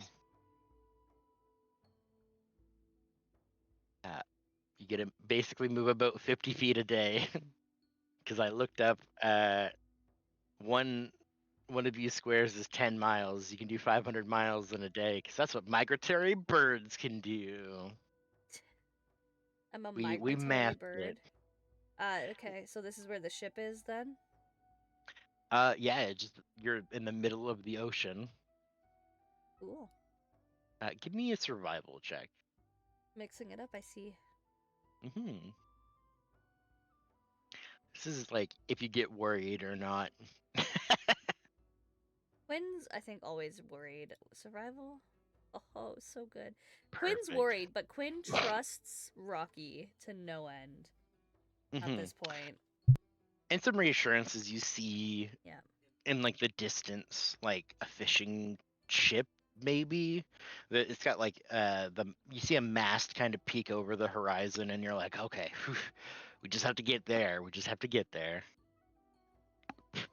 And with that, you kind of flap and keep your rotations, and it seems like, well, around some of the islands that you're kind of passing over or navigating around, there are some signs of life and some like elemental powers.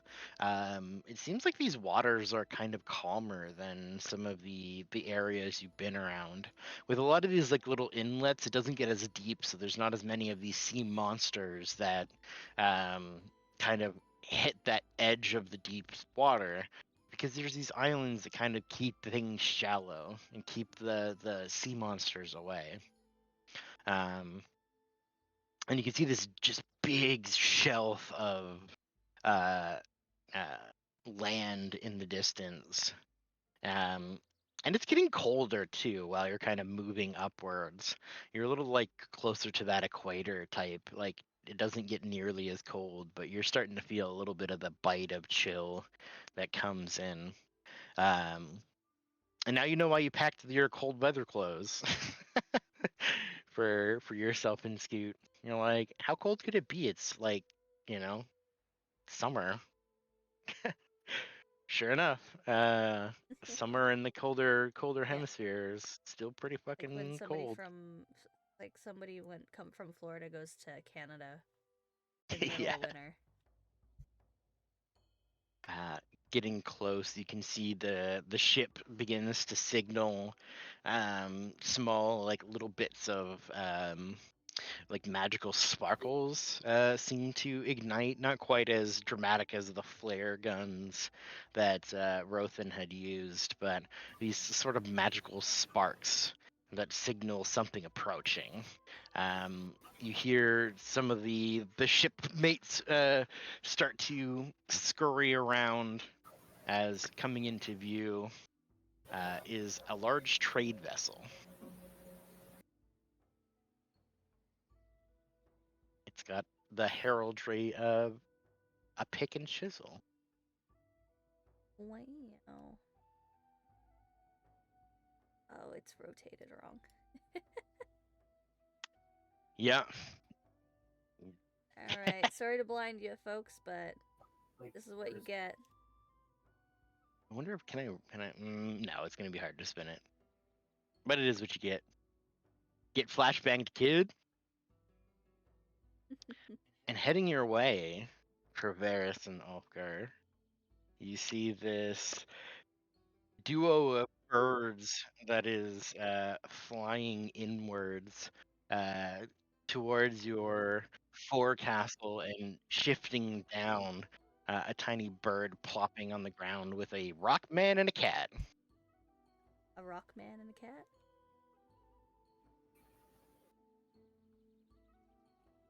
How do you greet your honored guest? Hold on, I want to take a good look at all these people. Oh, that works.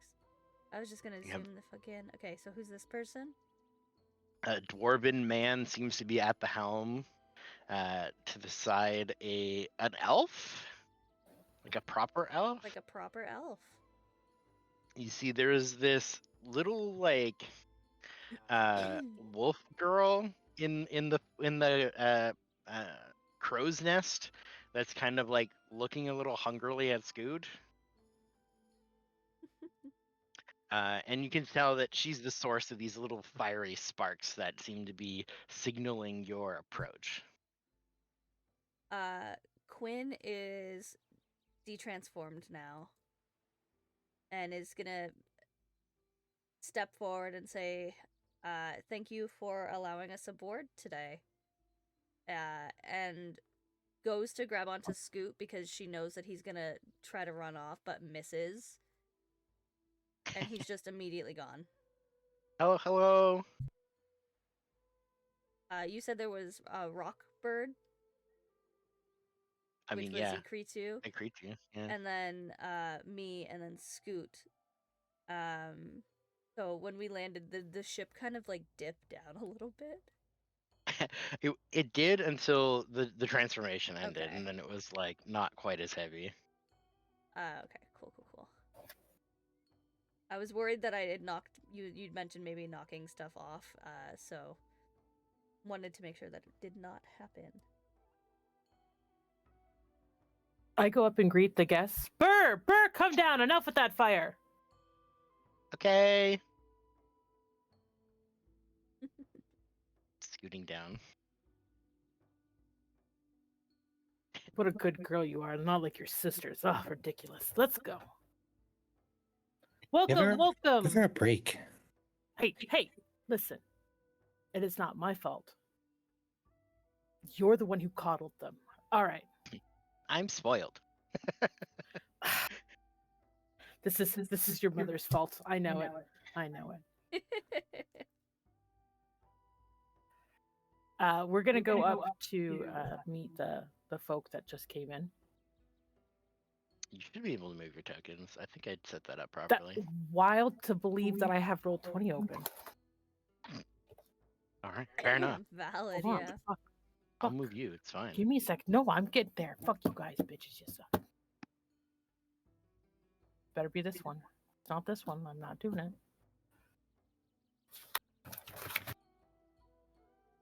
The real question. Oh yeah, Nope, Blue that's should not have the right one. access to the other one because of Gringle Grangle stuff.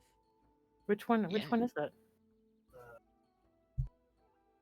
The regular stream mates D&D.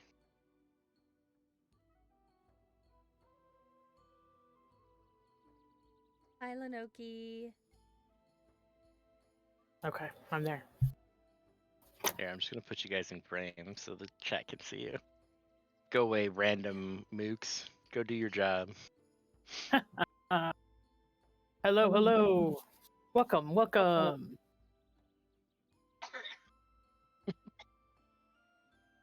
Sorry, I'm dying over here on an onion ring. Well, that's too bad. Hello. Hello and welcome to the ship. I'm so glad that you guys made it here okay. What is happening? Why is everybody dancing? Scoot's trying to step wherever Ulfgar is. He's like, I'm sorry. On purpose or? Maybe.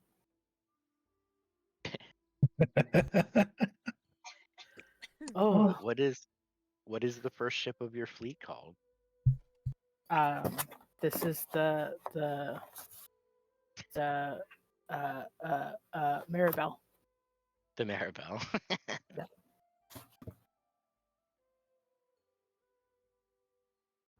Welcome to the Maribel. This is our flagship ship. These drawings look very ship. familiar to me. And I feel like I've seen these somewhere, kind of way. But you kind of have. Yeah. Burr, get away! Hey. Bert, stop. Snipper. Come on. I want to. No, come on. This way. But Over here. he's a bird. I haven't seen a bird, boy. I know, but you're not supposed to eat him. Most of them are crows. It's You remember the crow guys? But he's not a crow guy. Look, he's green. Scoot would definitely be interested in Burr. I am green. She doesn't have to go away. We could be friends. Friends. Okay, but she bites. That's okay. He likes biting too. I train. He doesn't do it very much anymore, but okay, Bert, play nice. No lighting him on fire. Yeah, maybe I don't know how well he deals with fire. We haven't fought Flammable. Look at fire. all the feathers, though. No, just don't light him on fire. Okay.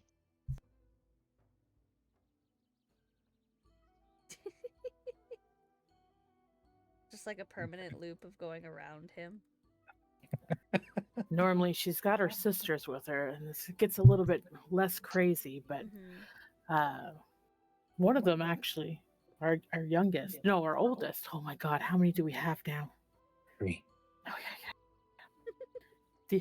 The oldest is going to school where you guys are sending Scoot. There's in school, right? Oh, that's okay. Yeah, she bites people too. Mm. I'm sure they'll make great friends. Oh, I hope not. I really hope not. Because the last bird she made friends with, she ate. You know, that sounds very familiar. Yeah. Yeah, when the three of them get together, oh boy, is it a big problem. Hmm.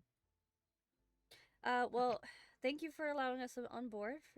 We really do appreciate it. I'm sorry you had to deal with my brother, but you know, it is what it is. Oh, business is business. He's paying us quite a sum to be here. Might even break even this time.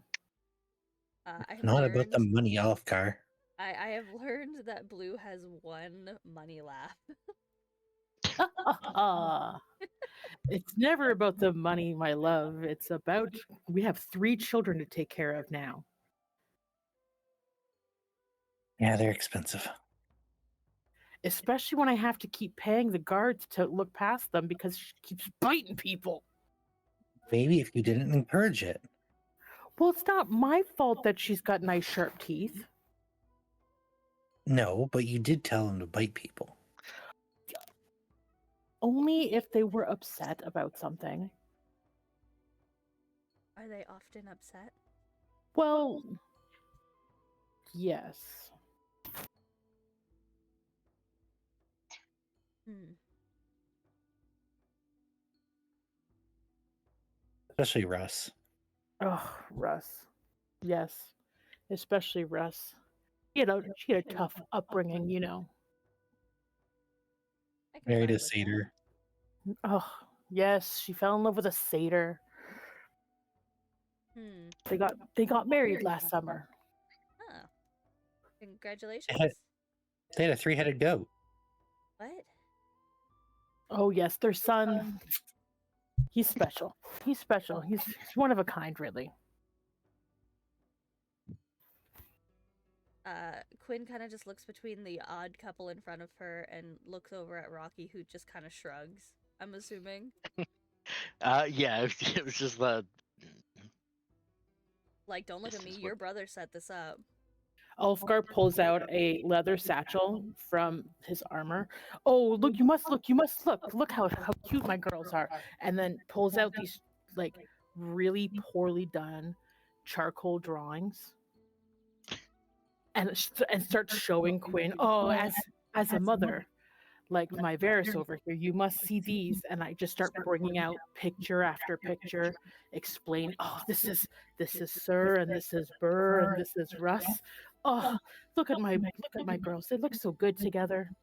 Not together though, because together they're frightening, hellish mindscapes. But it's okay. Separate, they're very cute.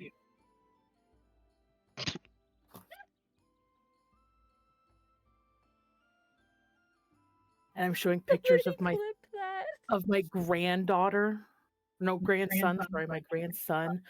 That's the 3-headed goat. The picture just doesn't do him justice. The nightmares in his eyes really do just not translate well. Quinn just kind of starts nodding. Like, uh-huh. Oh yes, and then oh, here's Uncle Nix. Nix? Yeah. Nix, thank you, dear. This is Uncle Nix. He's just not a big fan of getting bit. it really was really hard to get this charcoal done. And then I flip through more pages, and I just keep bringing out paperwork and old pictures of like charcoal drawings that are really badly done. And I just keep showing you. Quinn pipes up going, I think that one smudged a little bit. Oh, it's okay. It's okay. They like to chew on these papers, and then I just start putting them back in the thing and shove the satchel back in. All right. Back to work. Back to work. I'm not getting paid to just stand here, am I? Well, I don't know what you're getting paid for, to be fair. All I know is that we were supposed to rest here for the night, I think. Looks over at Yes, Rocky for yes. clarification of how long we're supposed to be here. Yes. A number of hours on your typical trade route is what I was told. Yes. Oh yes. Oh yes.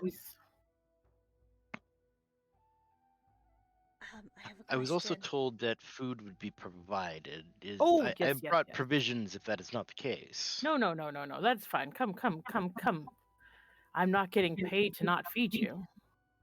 I lean over to Varys, and I'm just like, how do you stop her from wanting to burn down the ship? My husband? No, Burr, dear, Burr. Her. Oh, Burr's never burned down the ship before. yeah, she never burnt down the ship. She normally just signals other ships. Okay. It's handy. But like there's water all around us. I just because fire and wood could be a potential hazard. Yeah, but there's water. Don't worry, it's fine. Okay. Burr, you stop that right now. I see that look in your eye. Put down the rope. No.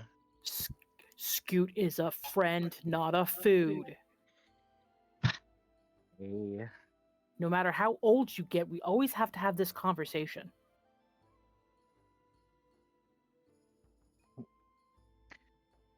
This is why we wanted. This is why we wanted to leave you with Auntie Maribel. No, boo. I want to go on the boat. I know that's why you're here. Yeah. But if you keep this up, Okay. what would Auntie Claris think? Actually, no, don't. Auntie Claris She already has a be on my fireball side. problem. Yes, I know she is. That's the problem. Never mind, I take it back. Yeah, let's not bring in my sister to this. Let's just Your niece, dear. my niece, whatever, family. Not my sister. Oh well, too. come on, let's go. We're gonna have some food, right? I don't require sustenance, but the others do. As a giant stone guy just walks down the stairs. Oh well, listen, we have some fantastic sodium. Salt. You have salt. Well, yes, we make it from the sea. Huh. You know, I think that people in Saltmarsh would really like that.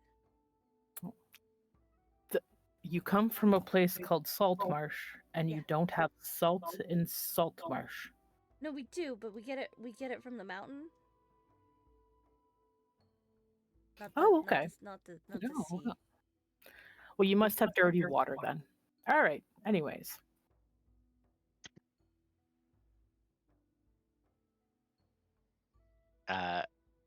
The proudest dad Ulfgar, showing off all of the trinkets and handmade drawings and portraits that I'm sure fill the cabin of this ship. Oh, absolutely, it does.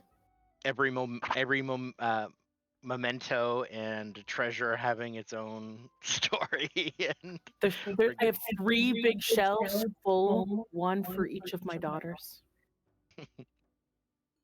most either bitten or burnt. Yeah, no, you know.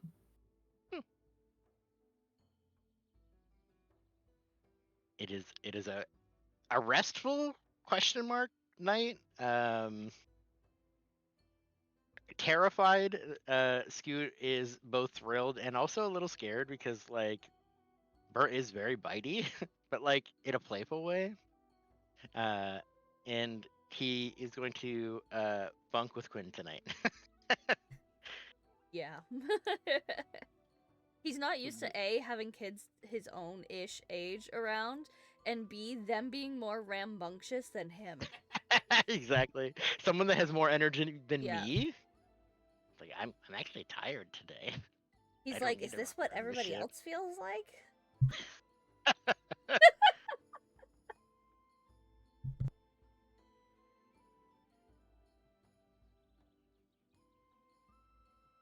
You break bread with some, I mean, very like exuberant crewmates as well. You can see there is a lot of like humans and dwarves and people from various places of the Sword Coast that man this crew.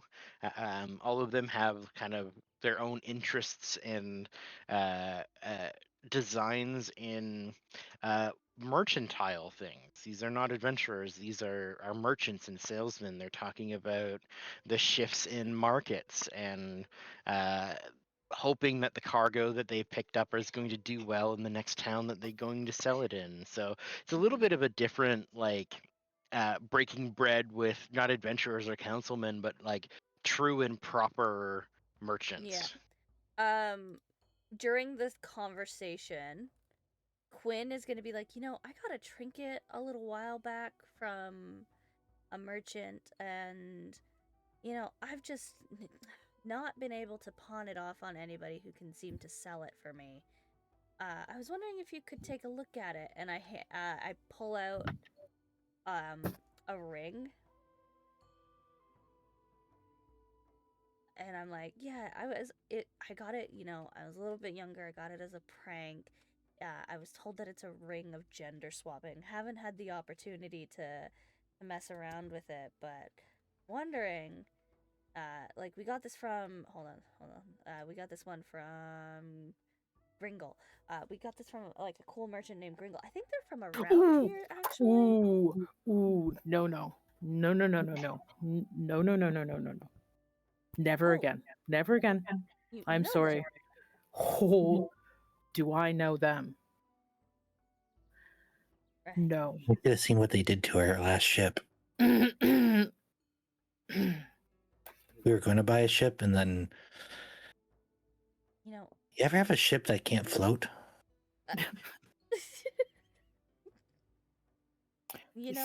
I can't say that I have. Our ship was called the Unsinkable. It kind of did really good at floating. the first ship we were gonna buy turned into stone and sunk to the bottom. Huh. Yeah, that's not handy.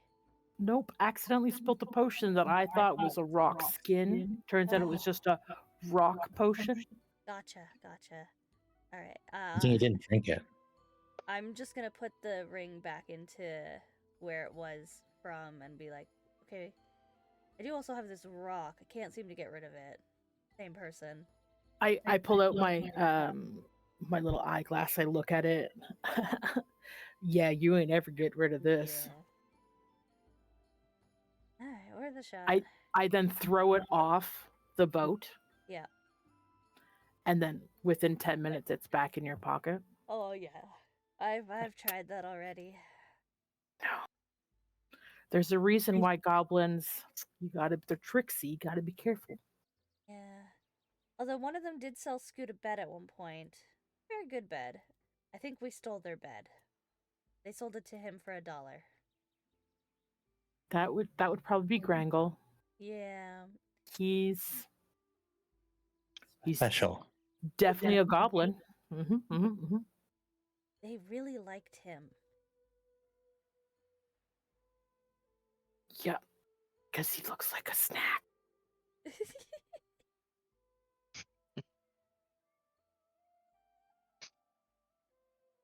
Amazing.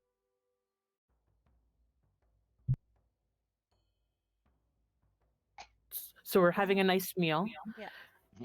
I'm telling you about, the other merchant stuff that's going on. We're talking about the school that one of my daughters is enrolled in, that your son now is enrolling in. I'm so excited for you. Yeah, how's the education there? Like, Oh, it's expensive. oh, I think my Yep. brother's covering the costs of that. That's probably for the best. That's probably for the best. I mean, yeah, it's it's on the outskirts of Mirabar, but her brother is with the Jade Rocks, and they're pretty well off. Yeah, that's they're not Iron Fist well off, but they're pretty well off. They're pretty well off. You know. I only met him like a couple years back. Our dad died. As fathers do. Yeah. Wow.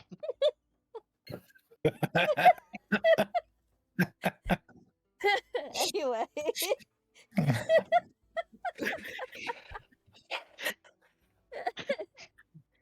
Too early for dad jokes. It's okay. It's already Yeah, that was good. Moving on. You're welcome. He made a dead dad joke the other day too. Fantastic. How viscerally blah, blah, blah, blah. Words. Yeah, our dad was a dragon apparently, so we only met a couple years ago when he died. I knew those sneaky bastards. Ooh. The Jade Rocks. What about it? If one of them, they've been married for 300 years. What? This is going to be the talk of the town. Are you telling me that your brother, Yeah. his father's a dragon? Yeah. So's mine. And- Same dad. You didn't. That's why I'm a cat and he's not. How does that? Oh, this is going to be so good. Oh, our This is going to grandparents be are elves. juicy. Quinn is gonna spill the entire story to these people. 100% info dump to these people. Fantastic. She's like, yeah. This is So the gossip. Our dad is a dragon. I found out at his funeral where he wasn't actually dead. That he spent like his dragon energy to live quote unquote normal lives. You know, in one of them he was a conqueror. It was kind of cool, and in the other one he had like 400 children. He was he had like 400. He birthed 400 children. Try doing that. Can't imagine it. Yeah, like, and then Varys is just like shaking his head. That is so confusing. And then in my generation, he had me and my other brother, who is also a cat. I don't speak to him all that often. He's kind of grumpy. And then we have this brother, and then my grandparents are an elf couple. My mother is going to be so happy to hear about this. She's always been looking for some good gossip against those Jade Rock assholes. I'm going to charge him extra. Oh, blackmail. That's what I'm going to do. And You're not supposed to do that anymore. I bring out clean paper and a charcoal pencil, and I just start writing things down. Stop. Put it down. I just keep. I turn away from Varys, just continuing to write things down. Okay, stop. And then I take the paper and I fold it into a bird and I send it off to my mother. Burn it. No, burr. No, it's going to grandma. It's going to grandma. You know, you love grandma. You love grandma. You wouldn't want to burn that message to grandma, would you? She just like looks pleadingly, big puppy dog eyes at Varys, like she has good snacks. When sensing something strange, gets Scoot to obliterate it somehow. I don't know what his magic is right now. I'm assuming he has some sort of projectile kind of thing. Does he? But that's not an attack roll. I got it. I gotta remember how my magic works. Yeah. Destroyed? 17. I think he hits it with this little like dagger of ice, and it kind of just like pokes it into the wall. What was his attack hit? 17 it looks like.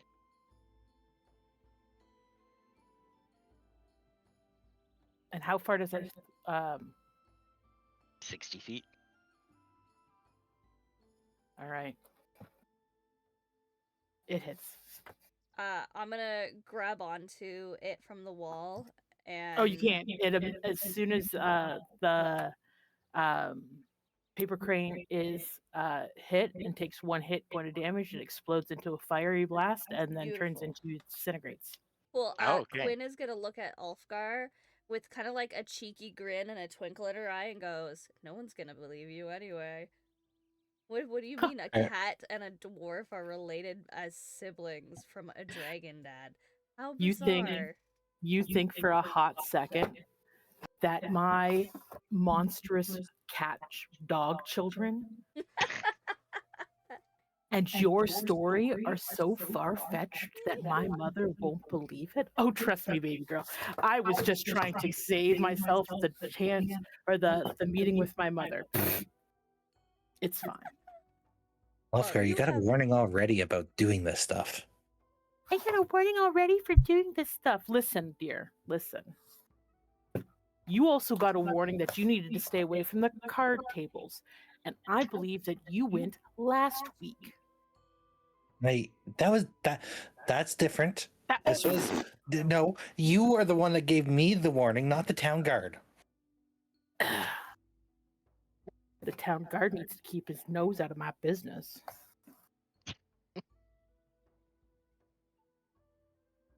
I know that he was looking the other way when his wife went out to the brothel the other night. Town guard needs to keep his nose out of my business. And then I huff away. Quinn just kind of looks at Rocky out of the corner of her eye and shrugs.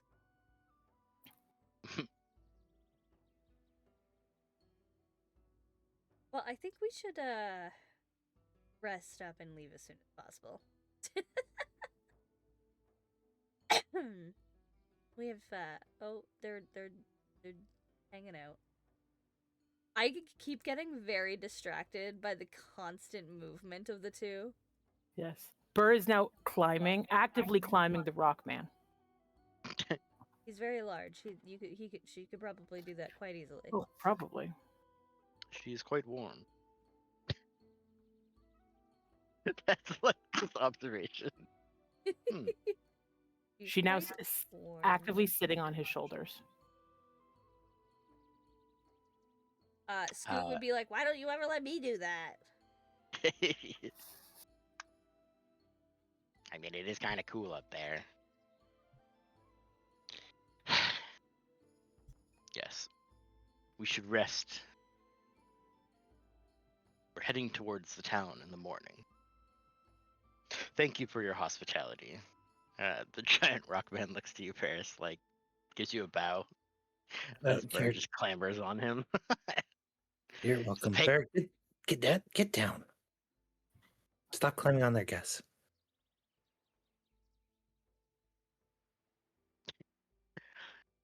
You're provided a single chamber in the in the hold, a vacant spot for a crew member. Simple accommodations, but very fine, like mattress and beds. As taking care of your guests and employees has been a priority.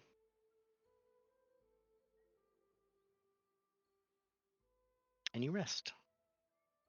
Quinn and Scoot probably end up taking the bed, and then Rocky doesn't sleep anyway, so he kind of just gets a chair. Yeah, just sits in front of the door. He is what is it, like a paperweight in front of the door? Like you can't open it. Yep. Crack of dawn, you hear scratching right outside the door.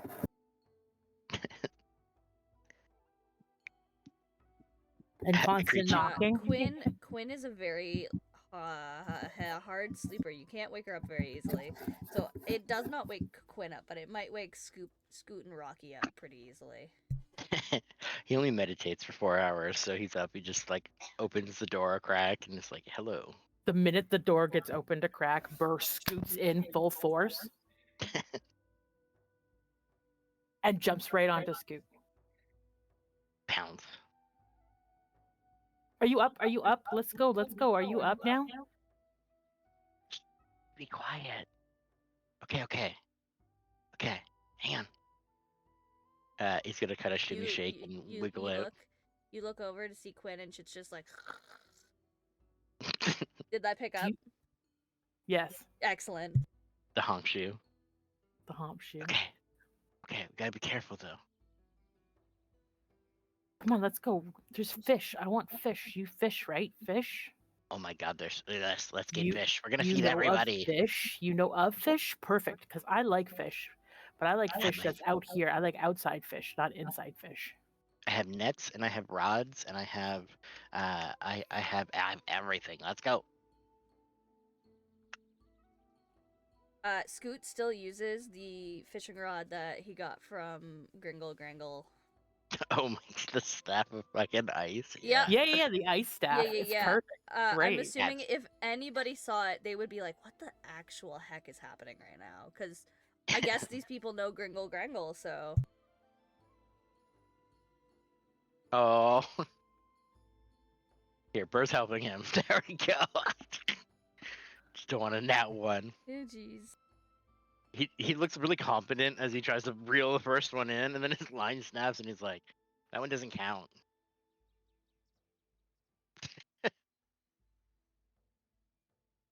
But proceeds to fish up some fish with Burr. Some like one of them that he pulls up is like frozen as soon as he casts it in from the fishing rod. And then Burr just like cooks it. Yeah, right off, like off the rod. Yeah, breathing fire on it, like.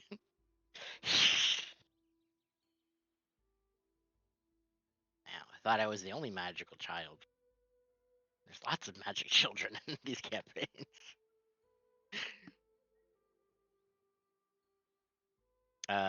Charbroiled fish is what everyone wakes up to.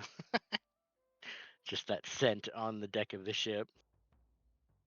Ooh, I know what that means, Burr. You didn't take your full hour long rest, did you? I wanted to go fishing. Always with those fish. You always catch more than you can eat. And then we have fish. You still have fish in the bag from last week. Yeah, but those aren't fresh fish anymore. I know, but your Those are mother toasty. hates the fact that I've got stinky fish in the bag of holding. Throw them out if you're not going to eat them. See, it's because you're a stinky fish.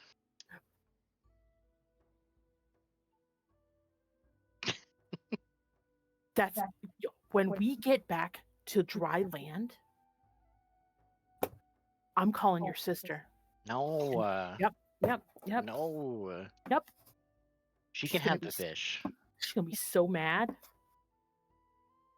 I'm gonna call. Oh no, I know who I'm calling. Oh, But you love me, and she just gives the puppy dog eyes.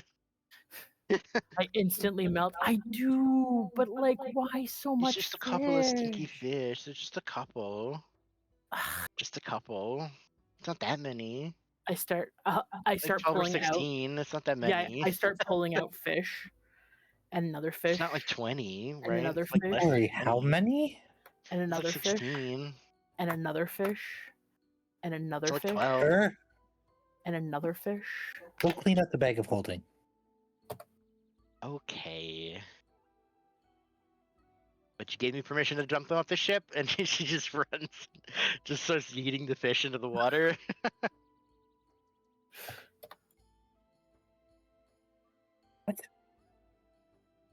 There's 19 fish in my bag of holding. That's less than 20. That is less than 20. It's like 12, right? 19's kind of like 12. It's not two 12s.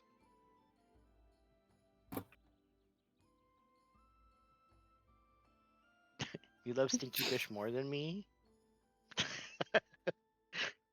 Puppy dog guys. So you just see a puddle of 19 dead stinky fish just floating past the boat as we sail past. He was just like, that's wasteful. I'm not gonna catch you any more fish. You gotta respect the fish. As there's a pile of how many behind him? There's like 3 or 4 on the deck. Okay. Like, It's like, I thought it was just 3 or 4, but 22 is a lot of dead fish. You gotta eat them. I ate most of them. I ate their eyeballs. They were delicious. Yum, yum, yum, yum, yum, yum. something nature eat the eyeballs and the skin and leave the rest of the body there because it takes too much time to digest. Like, that's what bears do, right? Something. Yeah. Just want to eat their brains. The prions.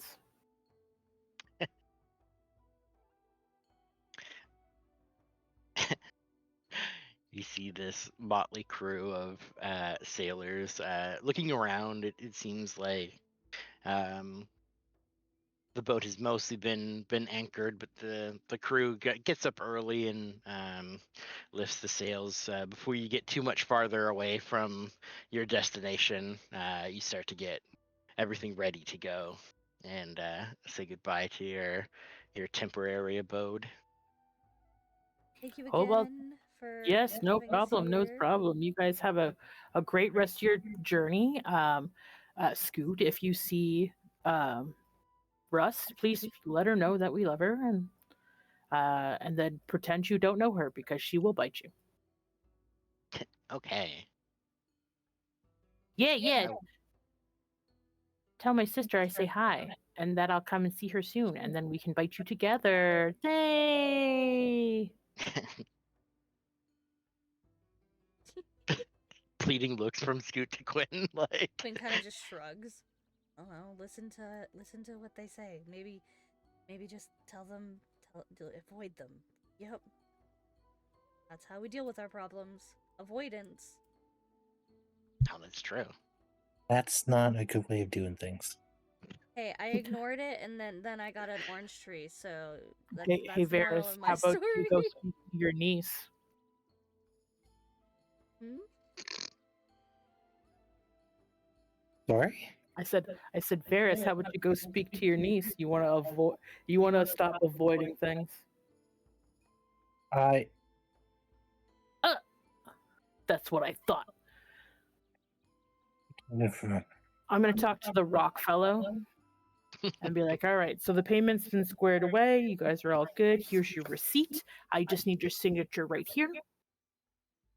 Very well.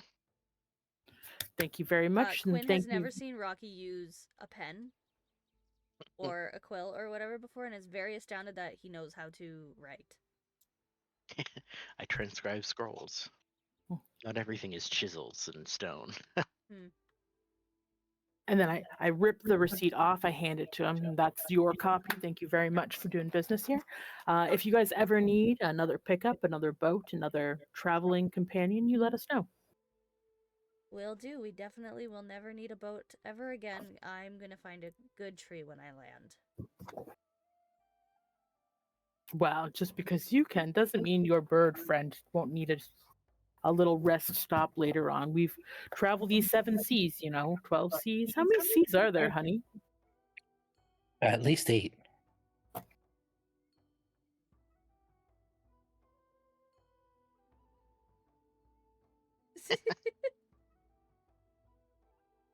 Give or take 1 or 2.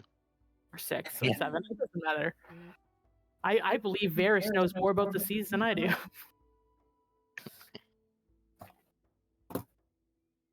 Alright. You see the giants, the tall stone man begin to shift and change into a bird, and they start to package all of the strap all of the luggage and One various bird things at a on time him, on and the ship right now. Aside from Scoot. One big bird at a time. Gotta wait, otherwise everything will go toppling. Quinn becomes their horrifying half cat, half bird, and Scoot saddles on, and you take off. They thought having a 3-headed goat was strange. Ferris just shakes his head. I know, some people's children, right?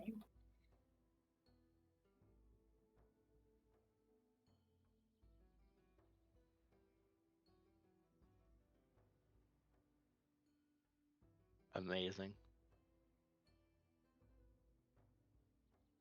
Continuing your flight path, You actually get to land, which is kind of nice. Yay. On the high road, your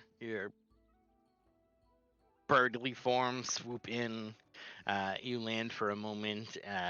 Some horses immediately rush on the road to get the fuck out of the way of the giant birds that seem to be encroaching on their carriages. You can see there's quite a lot of traffic that's here. People leaving Luskin, heading down towards Neverwinter, and traversing this road going either direction. Very different than Keoland. There's like the odd person, but there's quite a lot of like traffic that's here, where both sides of the roads are occupied for stretches. People camping out in the woods themselves, and he seems to be landing near a couple of like hot spots of different like townships and different like caravans of people. Luskin and Gauntlegrim and Neverwinter that's here. You rest for a moment, retransform, and continue your last travel, flying over the Neverwinter woods themselves. You see quite the population heading on the road as you fly before you hit Mirabar proper.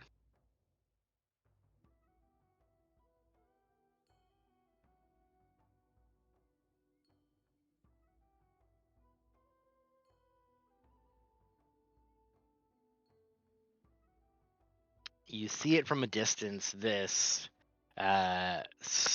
circling series of walls.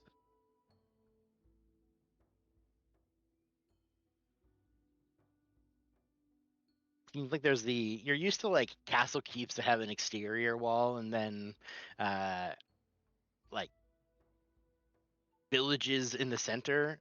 What you see here is a wall that has an interior wall, that has an interior wall, that has an interior wall, that has an interior wall, that has an interior wall, that has an interior wall. It is amazing to see this sort of maze of gates that is this town. You could say it's amazing. It is amazing.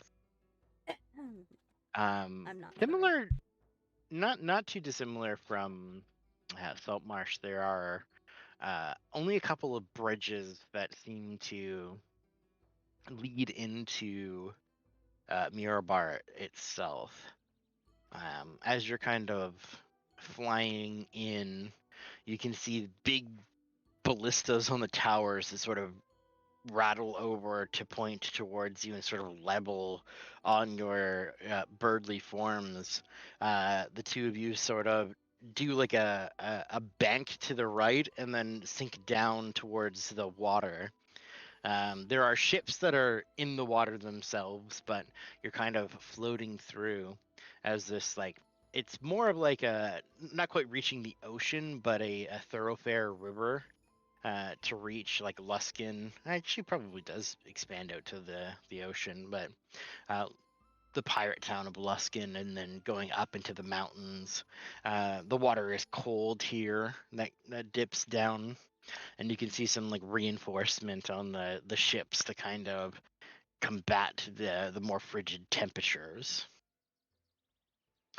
You continue to follow Akritu not into town, but actually down the river and through under the bridge that you see many people that are kind of entering and exiting the city, cycling around to the small footpath on the one side, and it actually leads you to land on the docks, similar to like a runway, having to kind of spiral in and flap down in front of somebody that's carrying boxes off of a ship. Like, watch where you're going. Apologies. Kind of hard to navigate this thing. Dropping the transformation, Akritu begins to kind of satchel a few things onto himself to carry. But you also see there's like a younger set of dwarves that kind of snap to attention and kind of rush over with a cart. Hi, hello. We're here to help you carry your stuff. Everything in the cart ready to go. Ah, perfect. Thank you. There was a lot of stuff. Oh, not a lot of druids around here, so nice to meet you. Hello, good to see you. Welcome to Mirabar. Thank you. Yeah, my brother invited us.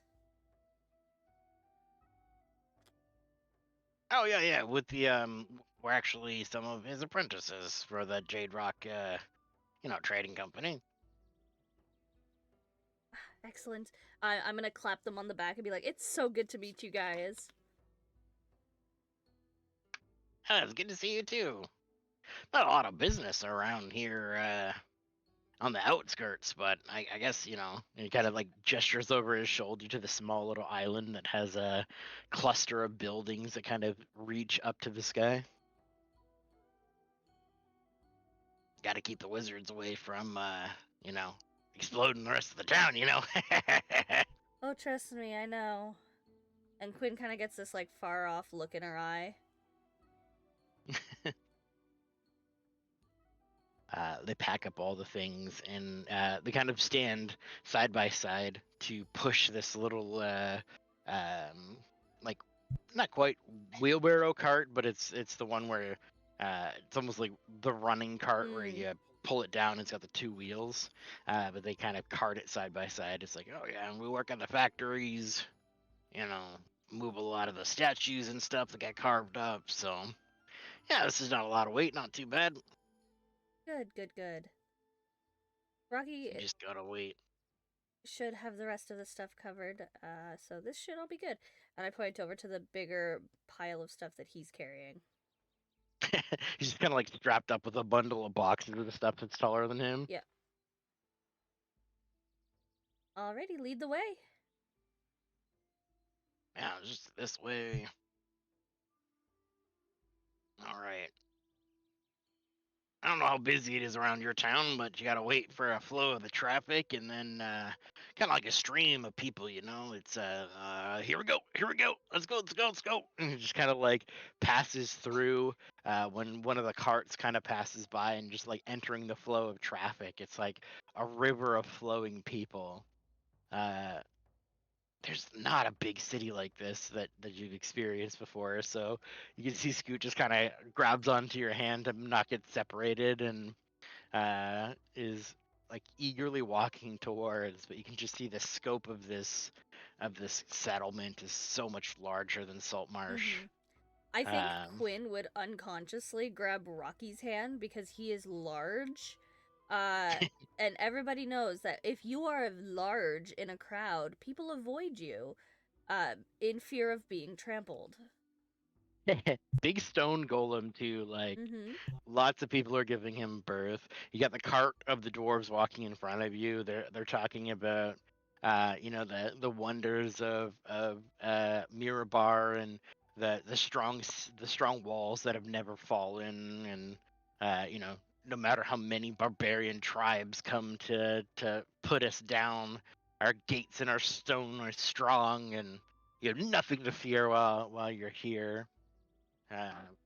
They're talking about an undercity that you should see it while you're here, and you should go to the Jade Rock Estate underground on the artisan disc, and they're saying a lot of things that don't make any sense, but you get the idea that there's a city under this city, and another sort of residential area underneath that. This is a triple-story city. Quinn mutters to herself and goes, "They stole my bunker idea."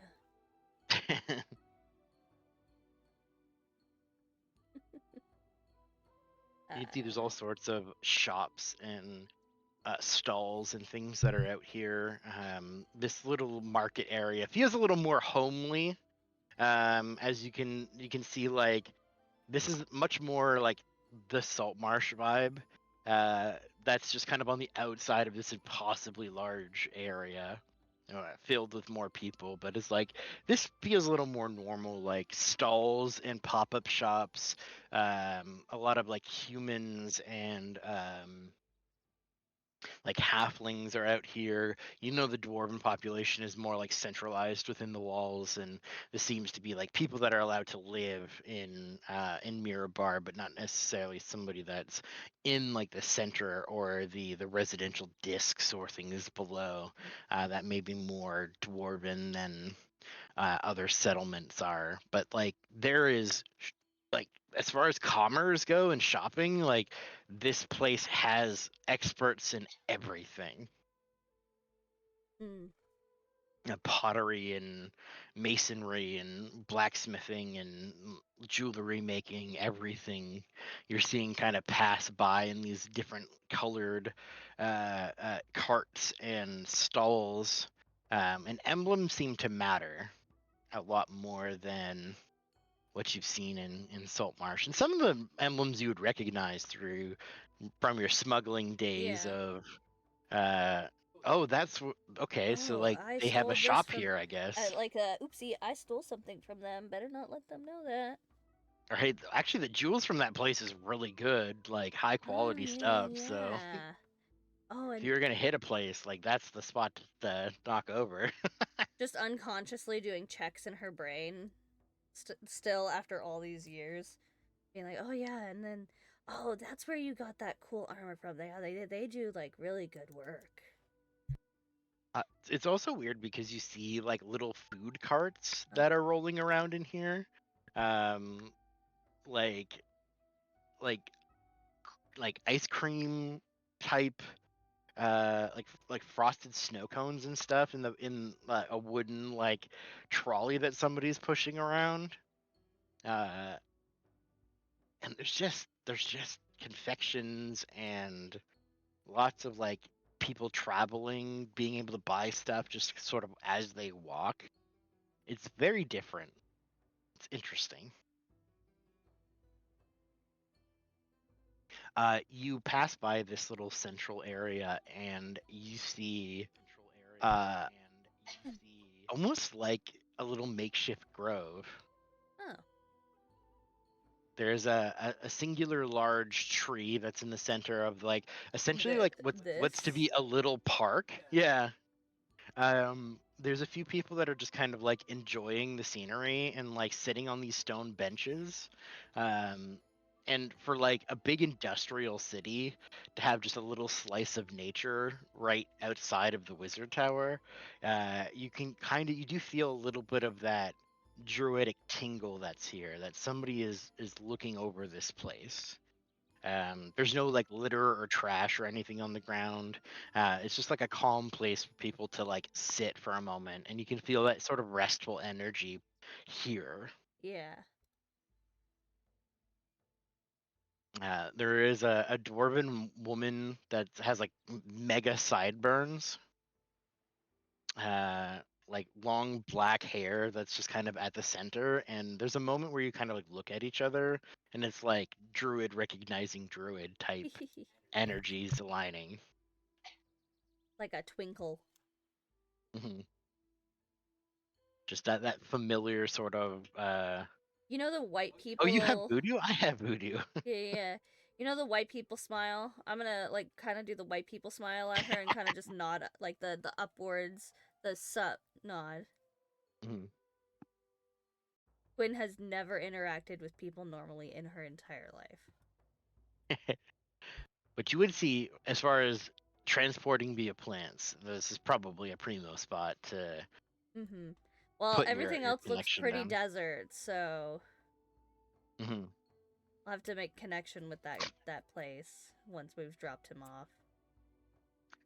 You pass through there's this bridge, cobblestone bridge, that connects to this small island that has like a number of like buildings on it, and you can just see the vastness of what you're looking at.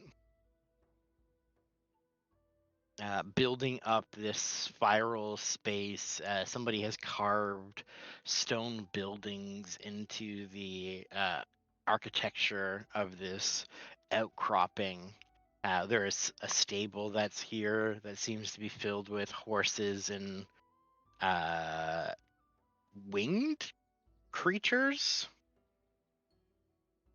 You can see hippogriffs Ooh. that are here. You can't put griffins with horses because they'll get Yeah. eaten.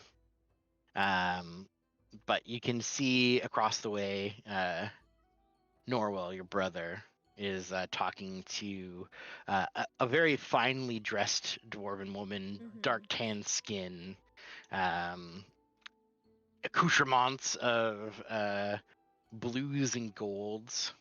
And from your communications, you would get the idea that this is the dean of the school, Dean Malvon, that you had communicated with. And seeing the kind of cart roll up, your brother kind of snaps to attention, and he's like, "Oh, hey, hey!" Gives you a big wave. We walk up, and I'm just gonna kind of like, I guess, like, brother, hug him and like slap him on the back a few times. Like, I think Quinn's taller than him. Oh yeah. Oh yeah. So it's just like really, really awkward height wise, but like rub his bald head. Yeah. It's good to see ya, brother. That was quite a trip. I can only imagine. How's the kin doing with that bunker project of yours?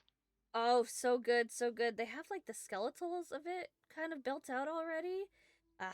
We're just working on the final layer, the third one down. Getting that one kind of built out before we start filling anything in. Oh yes, Dean Malvin. This is my sister. The cultural exchange project that we have across the ocean in Keoland. My kids are over there doing some stuff, and this is Scoot. It's kind of like I push presents Scoot the him. bird boy. I like push him forward like the mom at kindergarten, going, "Go on." Hi, I'm tired, but I'm happy to be here. Yeah, it was a long flight. I can only imagine. Our letters, even flown through magical means, took quite some time to exchange to one another, and so. Yeah. Well, your son will be under our care, and kind of puts an arm on Scoot's shoulder, and the town may be quite a bit larger. We'll make sure that he's not mistreated, and often when we bring exchange students or people that don't have family that's here, we bundle them together, and we'll go into town as groups until he's a little bit older. That's good. That's good. There is one small concern that I have here. Sorry, I'm gonna kind of put Scoot over to Rocky and be like, go look for your book bag while we Okay. talk just among. Why did you put us with those people, brother? What on earth was that? I mean, Pick and Chisel are good guys. Are you sure?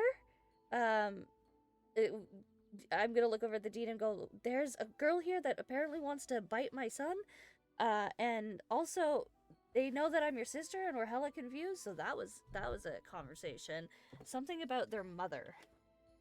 And a cousin? Or niece or something? I don't know a lot about the personalities of the folks. I knew they were good friends of the family, and they had a reputable business, so I knew if they had ships in the area, I don't know who was gonna man it, but Yeah, it was like this married couple. They argued a lot. They had a daughter named it's Burr. See, the dean just kind of shudders for a second, like, Mhm. I understand. We accept individuals of all shape and Y- orientation and proclivities. It's I am aware of who you speak of, and Okay. she is a good student. She's still But bright. I think that when her fathers are around, or any of the troop, she gets very excited around her family. Okay. She's much more well behaved when she's by herself. Gotcha. Okay. Whew. Good to know. Just a little worried about that, you know? She does have somewhat of a teething problem, but we have instructed the instructors are well aware and they know what to look out for. That's good. Okay. Oh, okay. Well, I guess we better get everybody settled. Um, yeah.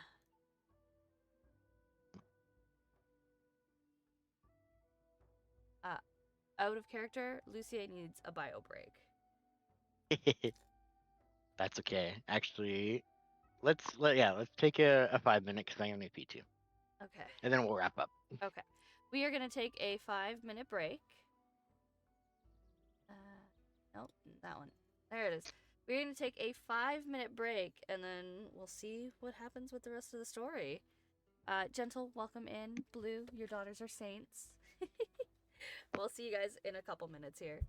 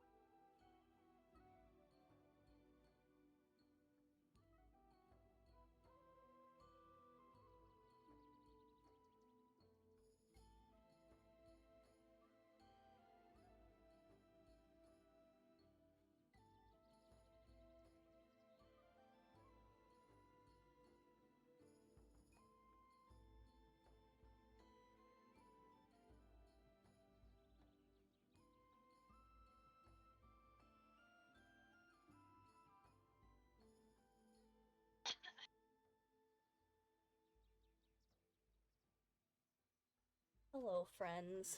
I have returned. We are waiting on the Drukus of Dane to come back. Whew. You know how you're like, I can totally just wait to go to the bathroom. And then it's been almost an extra hour on top of that, and you're like, yeah, no, Whew. Anyway. How is everybody's Saturday going? Has anything cool happened? You guys having fun? Enjoying the story beyond?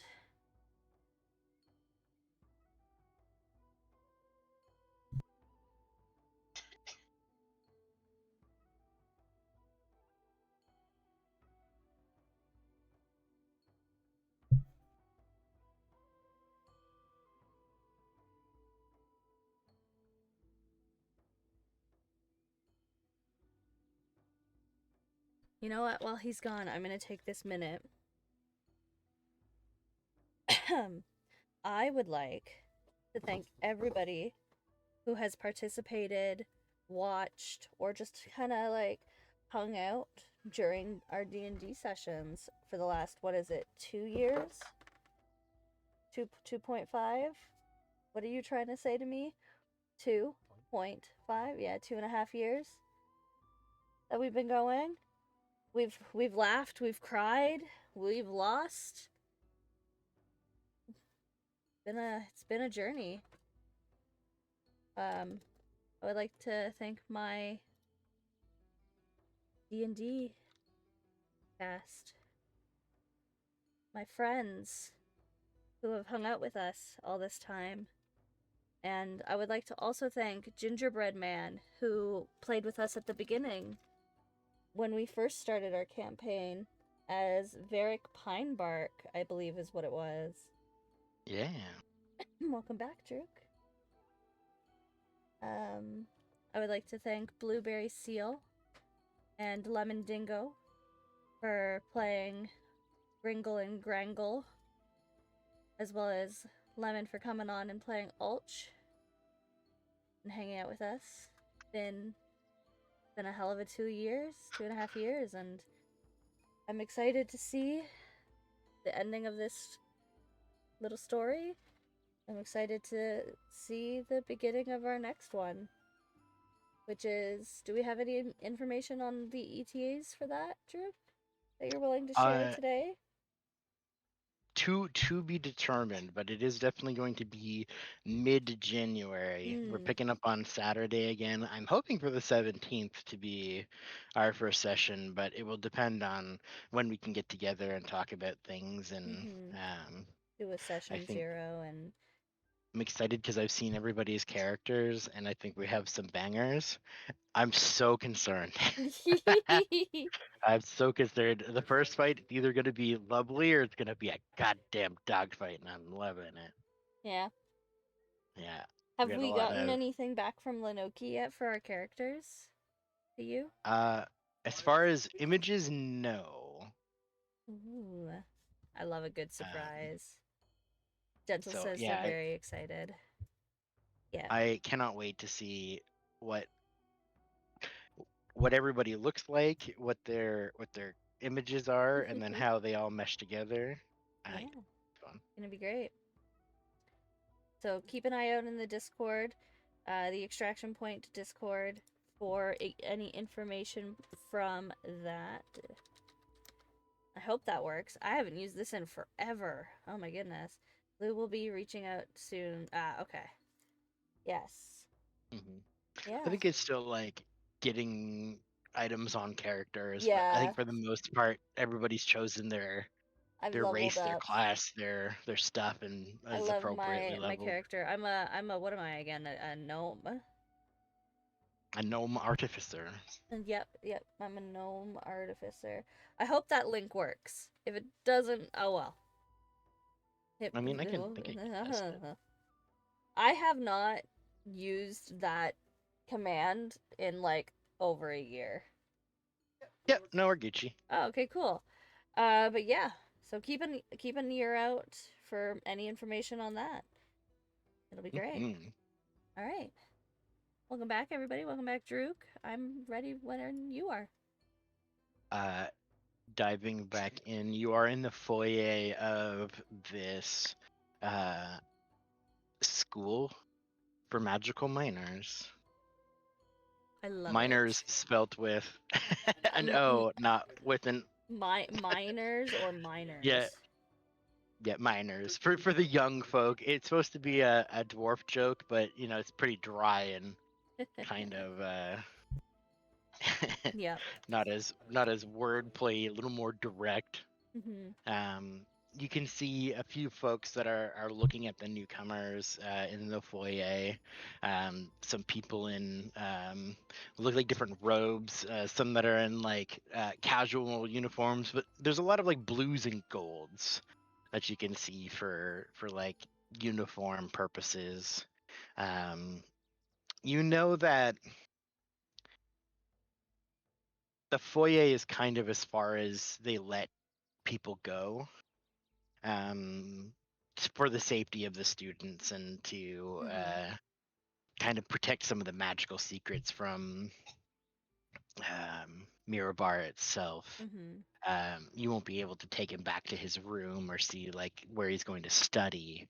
Yeah. But you have some time if there's anything you want to talk about in this space while you're just kind of sitting and resting. The dean is talking with your brother for a moment, making final arrangements, and you can see some of the like other staff members that are here that kind of take the cart from the other dwarves and will usher it away. Do you remember, did the grandparents give Scoot a plush as well, or did it just go to the kids? I think he had a plush too. He had a Okay. little fish. Right, the fish. Okay, just double checking. Because if not, I was gonna give him mine. Quinn's just trying not to cry, trying to be brave and strong, and she's like, "Okay, so remember, if you need anything, you go to your uncle, okay? And he has a way to reach out to us, and you have your way to reach out to us, right? You still have it, the ring, I have the ring. and Kind of like rubs it on his finger. and you can reach out to us at any time because at some point, Quinn Quinn has Hustler's ring, and I assume everybody else has their rings still. You know that if you need anything, we'll come, right? You just let us know. Because you can use tree magic to come. Yep, I'm gonna go talk to. Did you see her on the way in? The other druid lady. Yeah, she was cool. I'm gonna go talk to her, and we're gonna get things situated and set up, and then I'm gonna be able to just kind of come here, hopefully whenever. But you know, this is to keep you safe, right? Yeah, and I'm gonna learn awesome magics. Awesome stuff. It's gonna be so cool. It's gonna be like a big sleepover. You're gonna have so many friends. You see kind of peeking around the corner is a young girl with flames for hair that's kind of like leaning around the corner, and there's like kind of a drippy like wet-skinned boy that's kind of like off to the sides in their blue robes, just kind of like peeking and whispering to one another. I think those are gonna be your new roommates. Remember, we were talking about them. She's a girl. I know. I didn't know that. That's not a problem, right? No, I called her bro though.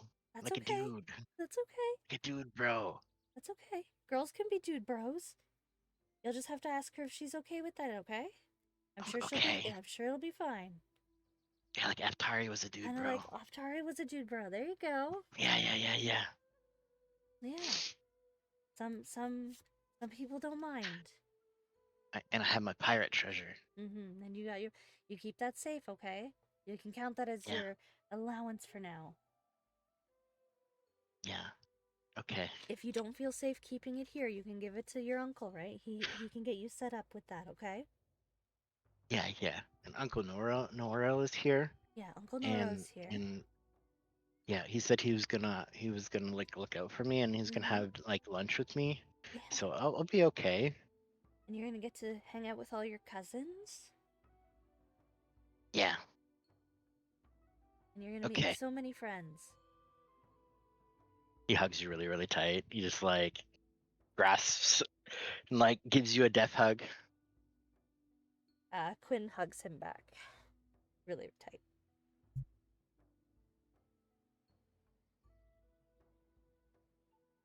Okay. Okay. Quinn kind of like quickly wipes some tears out of her eyes. We're gonna go see the dean, and we're gonna get you set up. And we're gonna head out. We got some other things we gotta do, right? So you're Yeah. you're gonna stay here with the dean and your uncle, and me and Rocky are gonna go talk to the druid lady and get set up to go home, okay? Okay. Okay. I love you, Mom. And he runs away from you.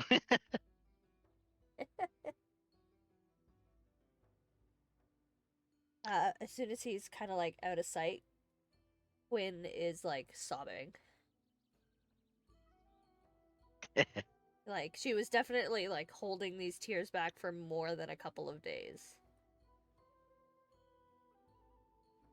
Akriti puts a stony hand on your shoulder. You'll do fine. She just kind of like takes a deep breath in and nods her head, wiping the tears that have started falling down her cheeks. And she goes, "Okay, he'll be fine. Everything's gonna be fine. He'll be safe here." Oh. She kind of like makes eye contact with Norval and is like, "I'm gonna kind of like head out before things get too difficult." He gives you a big thumbs up and kind of mouths like, "I'll watch over him." You kind of look over and you can see Scoot is like running towards the twins of Genasi's, and they're kind of like chatting already. Yeah. He kind of looks back and gives you a big smile and waves. We both wave back, me and Rocky, and then as Scoot turns around, we kind of like turn around and start walking away. Quinn mutters kind of to herself, kind of to Rocky, that she thinks that was the hardest thing that she's ever had to do.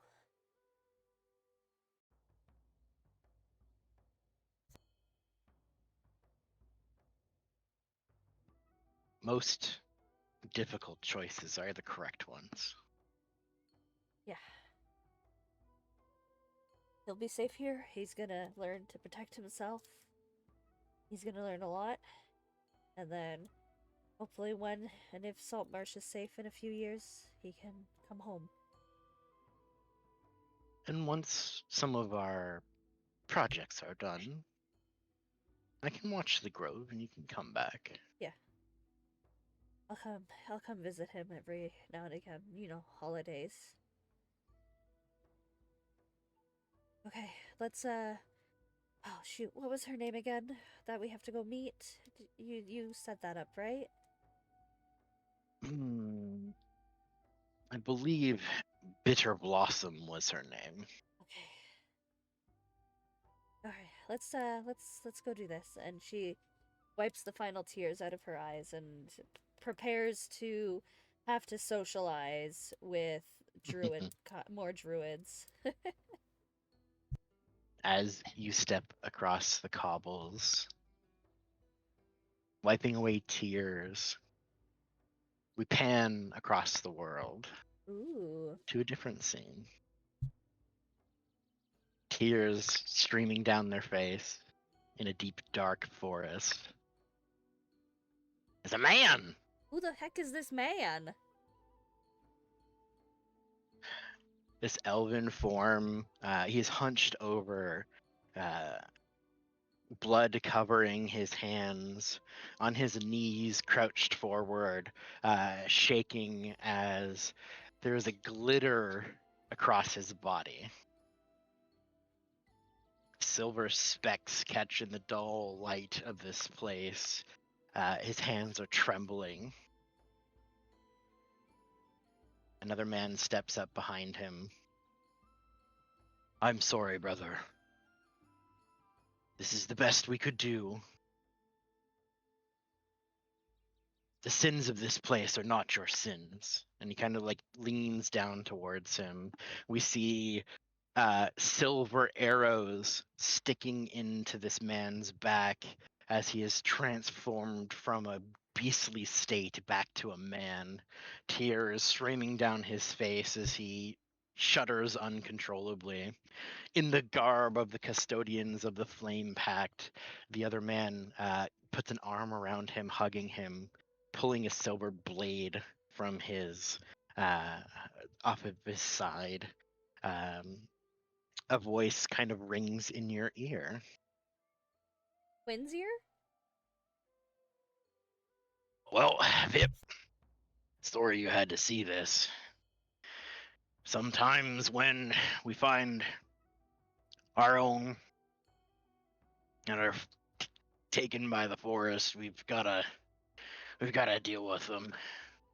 You see this gnomish warrior standing, not but 3.5 feet tall, big axe on his arm.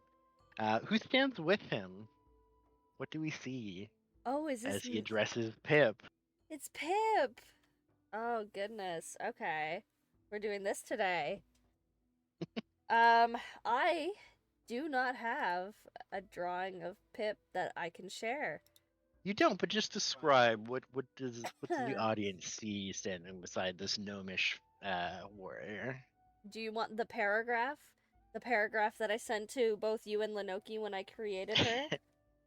Just whatever you want to give. Okay. So Pip is taller than her father, who is beside her. Her presence is somehow both. She looks like timid, like she looks like she would be really timid, but there's an aura around her that's commanding, more so than her father beside her with the axe on his back. How tall is her father? Oh, like 3'4". She's 3 feet 5 inches. She's 4 feet 3 inches. She's awkwardly tall for a gnome. I'm a gnome, right? I'm going to forget every single time because I'm so used to being a tabaxi. I'm a gnome. She's really tall for a gnome.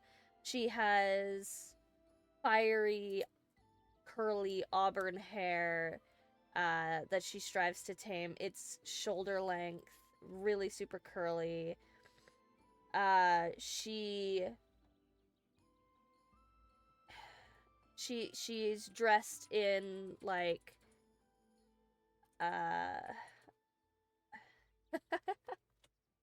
I'm trying so hard to describe her. Her attire is a testament to her heritage. She wears like the traditional browns, greens, blues, and grays of like her ancestors. She's wearing like a cotton or linen shirt that's white with like embroidery on it.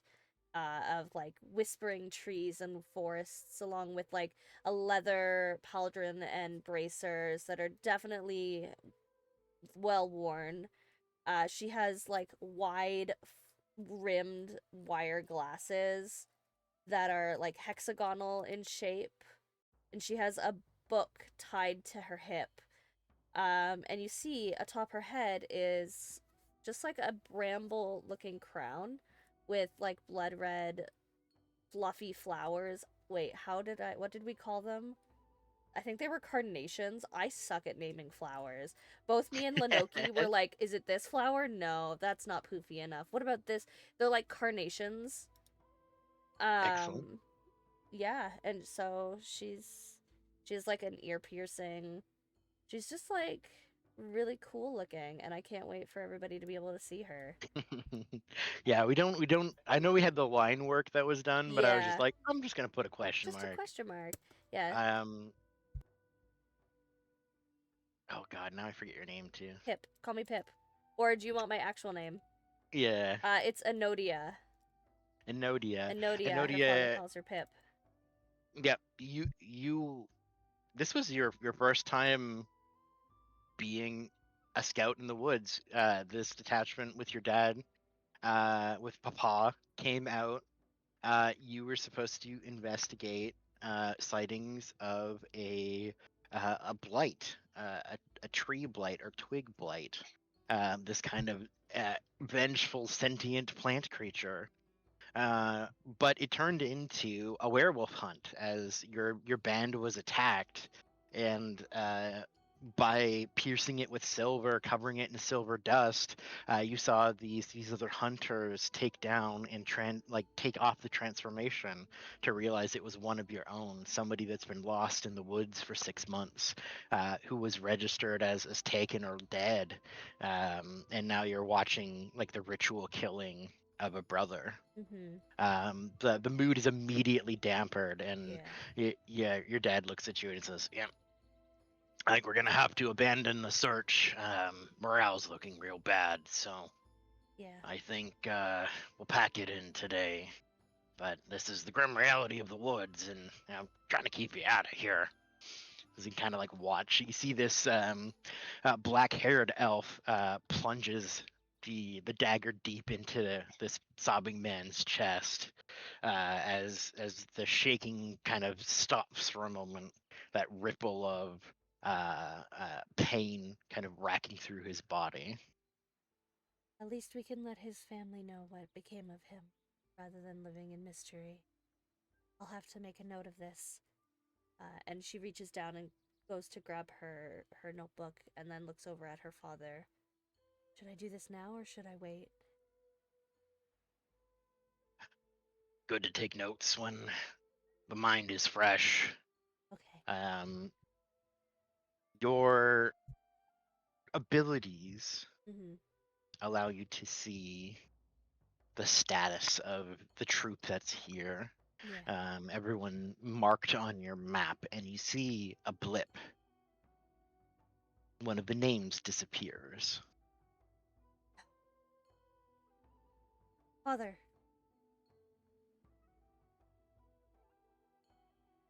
Something's not right. You saw it too? The woods are changing. We need to get out of here. Something's wrong. Something knows we're here.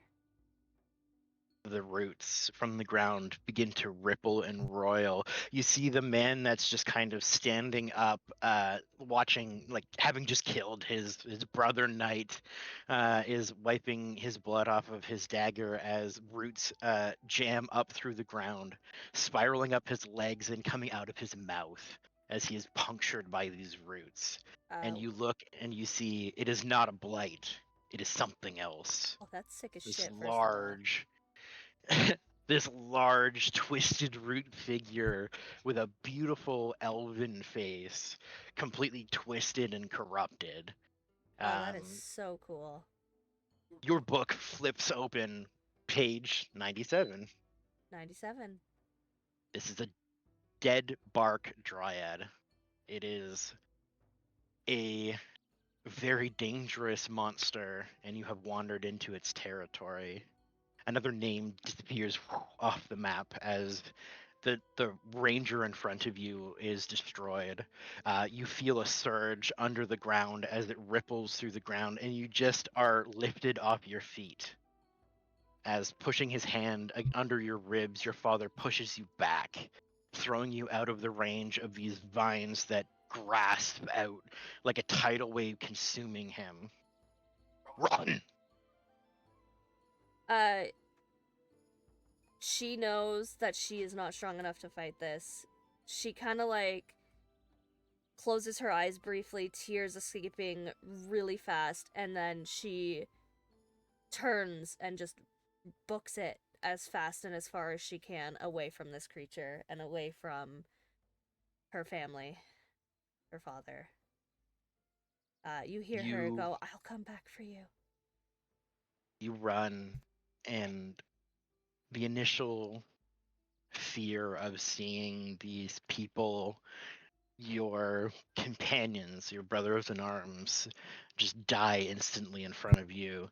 The woods are dangerous, and morale, as your father called it, is Yeah. incredibly important. Once somebody's shaken, the woods are easily devouring them.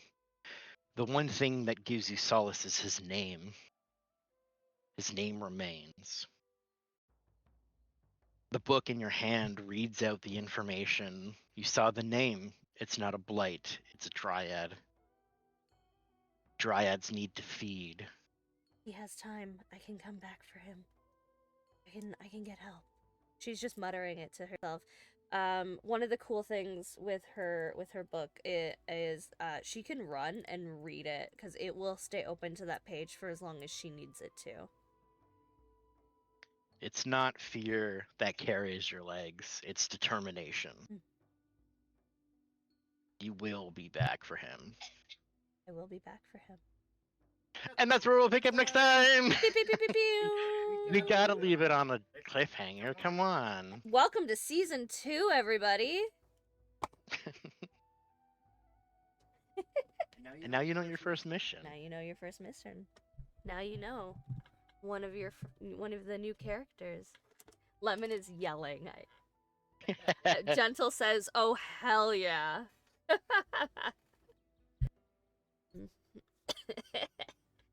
What do you guys think of Pip? You like her new Pip? Pip is just kind of like a little husky in her voice at all times. It's And I guarantee hard to remember to do this consistently. I would say I'm not gonna remember very good. Dad's not gonna remember what he sounds like either by the time we get to play him. I wrote that down, by the way, page 97, so that we don't accidentally reuse that while we create my encyclopedia. I wrote dryad. We're gonna have to get like the actual information. Yeah, it's a dead bark dryad. Dead bark. Dead bark Dead dryad. bark dryad. Okay, that looks cool as shit. I was pretty pleased with that one. Yeah. Gotta feed. He has time. Oh my goodness. Which is also why, like, the book would tell you that magical beings are their favorite food, which is why Papa had to push you away. Yeah. Because me and Papa are magical. Because you're a snack. Me and Papa are magical beings, right? Because we're you're more magical than he is, because you got artificers. I got artificers. Yeah. The sneer on that guy's face, though. He looks like he'd be friends with Kier, but in a kind of way. Yeah. I tolerate everything around me. Yeah. I don't like anyone. I don't like you, but I need you around. I mean, it also makes sense because dryads are supposed to be like these really nice beings that are attached to trees, and what happens if you like cut their tree down or corrupt it and burn it or like defile their grounds? They become super evil assholes. So there you go. So cool. Anyways, oh my goodness, the emotional whiplash that I just got. The sad goodbye into, hey, play your new character now.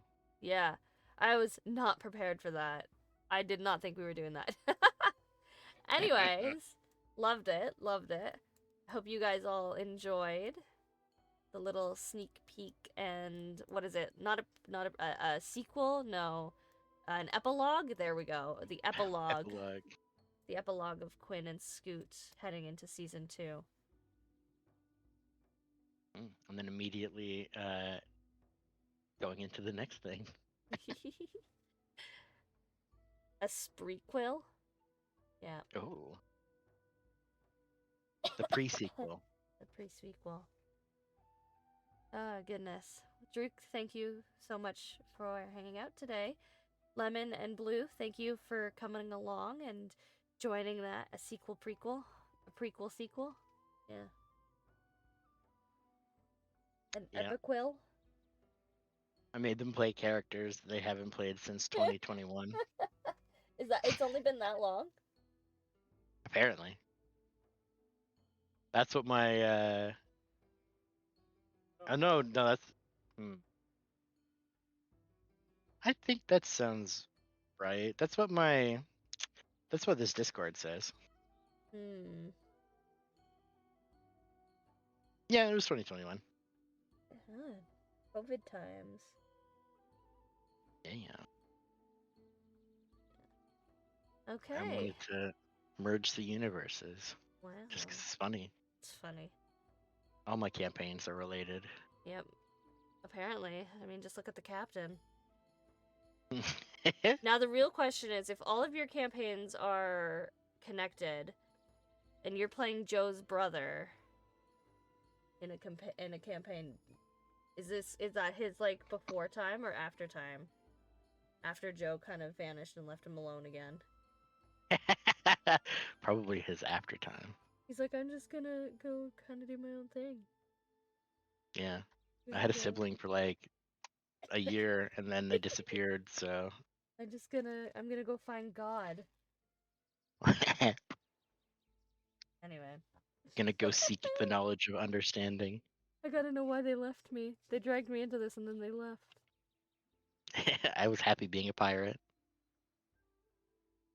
Yeah, and then I felt feelings. Alright, friends. Well, pop over to the screen. That's where we're gonna call it for today, I think. Yeah, that's all I had. Yeah, that's where we are. If you have any questions that you would like answered about the season past, feel free to I guess I'll maybe create like a thread on the Discord somewhere. Sure. Somehow. I'm sure Lemon can help me with that. Where people can drop their questions, and then once we have enough, I will. That's next weekend, right? Yes. Yeah, next weekend we're gonna do the Q&A. Right? Yeah, I would like to do a Q&A if people are interested in that at all. I was looking at either the 3rd or the 10th to do sort of not next the weekend. camp. Weekend after? Not the 20th. Not the 27th. No. So the first week of January, Okay. either the 3rd or the 10th. We'll just kind of have like a hangout Cool. and like we can talk about lore Lemon stuff says or whatever. I have And questions. Yeah. I'm also hoping to meet up with our season 2 homies and try to get everybody kind of situated and we gotta like fill out the session 0. Hey, by the way, fade to black kind of stuff. yeah, I covered a little bit of that with the new folks, but also like giving some opportunity for like shared heritage because depending on how things go, like some characters might know each other, and then you can talk about like what kind of impression you might have of one another. So just give some options for that, and also see where people are at when Pip shows up to say, "Hey, I need help." I need help. Because Quinn's not there. Quinn's not there. Nope. But yeah, Lemon, if you could help me create like a thread for people where they can post where if the questions that they might have about season 1, I would very much appreciate your help with that. I don't know where I would put it. So I know the burning question is, Drake, why are you so handsome? And I'm gonna say, I don't know. I just the way that I am. No? Thanks, Lemon. Sure. All right, let's do this. Let me open Hell the yeah. things that I need to open and close the things that I need to close. Okay. Main Fuji reset. There it is. Cool. All right. This is not where I need to be. How did I get here? How did we get here? How? Very good. I kind of showed up and never left. That's true. Stream manager. Bam. There we go. All right. We are going to raid. Who are we going to raid? Druk, come pick somebody. There's some raid messages while he comes and picks.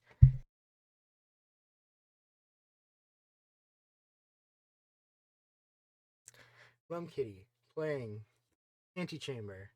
We got Skull Skills playing what? Horror globes. No thanks. Uh, We got Osterbo Jenkins playing Kingdom Come Deliverance 2. yeah. We got Fair Game playing Wordplay. We got Eldercat doing RV There Yet. RV. I think we gotta keep it in the D&D family. I think we gotta. So we gotta go see Hustler. We go raid the HBJ. We go raid the HBJ. What is he Gotta snap. playing? Kingdom Come He has Deliverance 2. he stole a goblet. I just watched him steal a goblet. Anyway, okay, start raid. Medieval Night Game. It's related. Sure. All right, let's go ahead and grab one of those raid messages, friends. We're gonna go say hi to Hustler, and yeah, we're gonna not kill Hustler this time around, right? Yeah. Yeah. Alrighty, folks. Thank you again so much for coming out and hanging out today. I really do appreciate all y'all, and we'll see you next time. Bye. Bye. Bam. Thieves' hose. Boop. Boop. Lady shoes accent.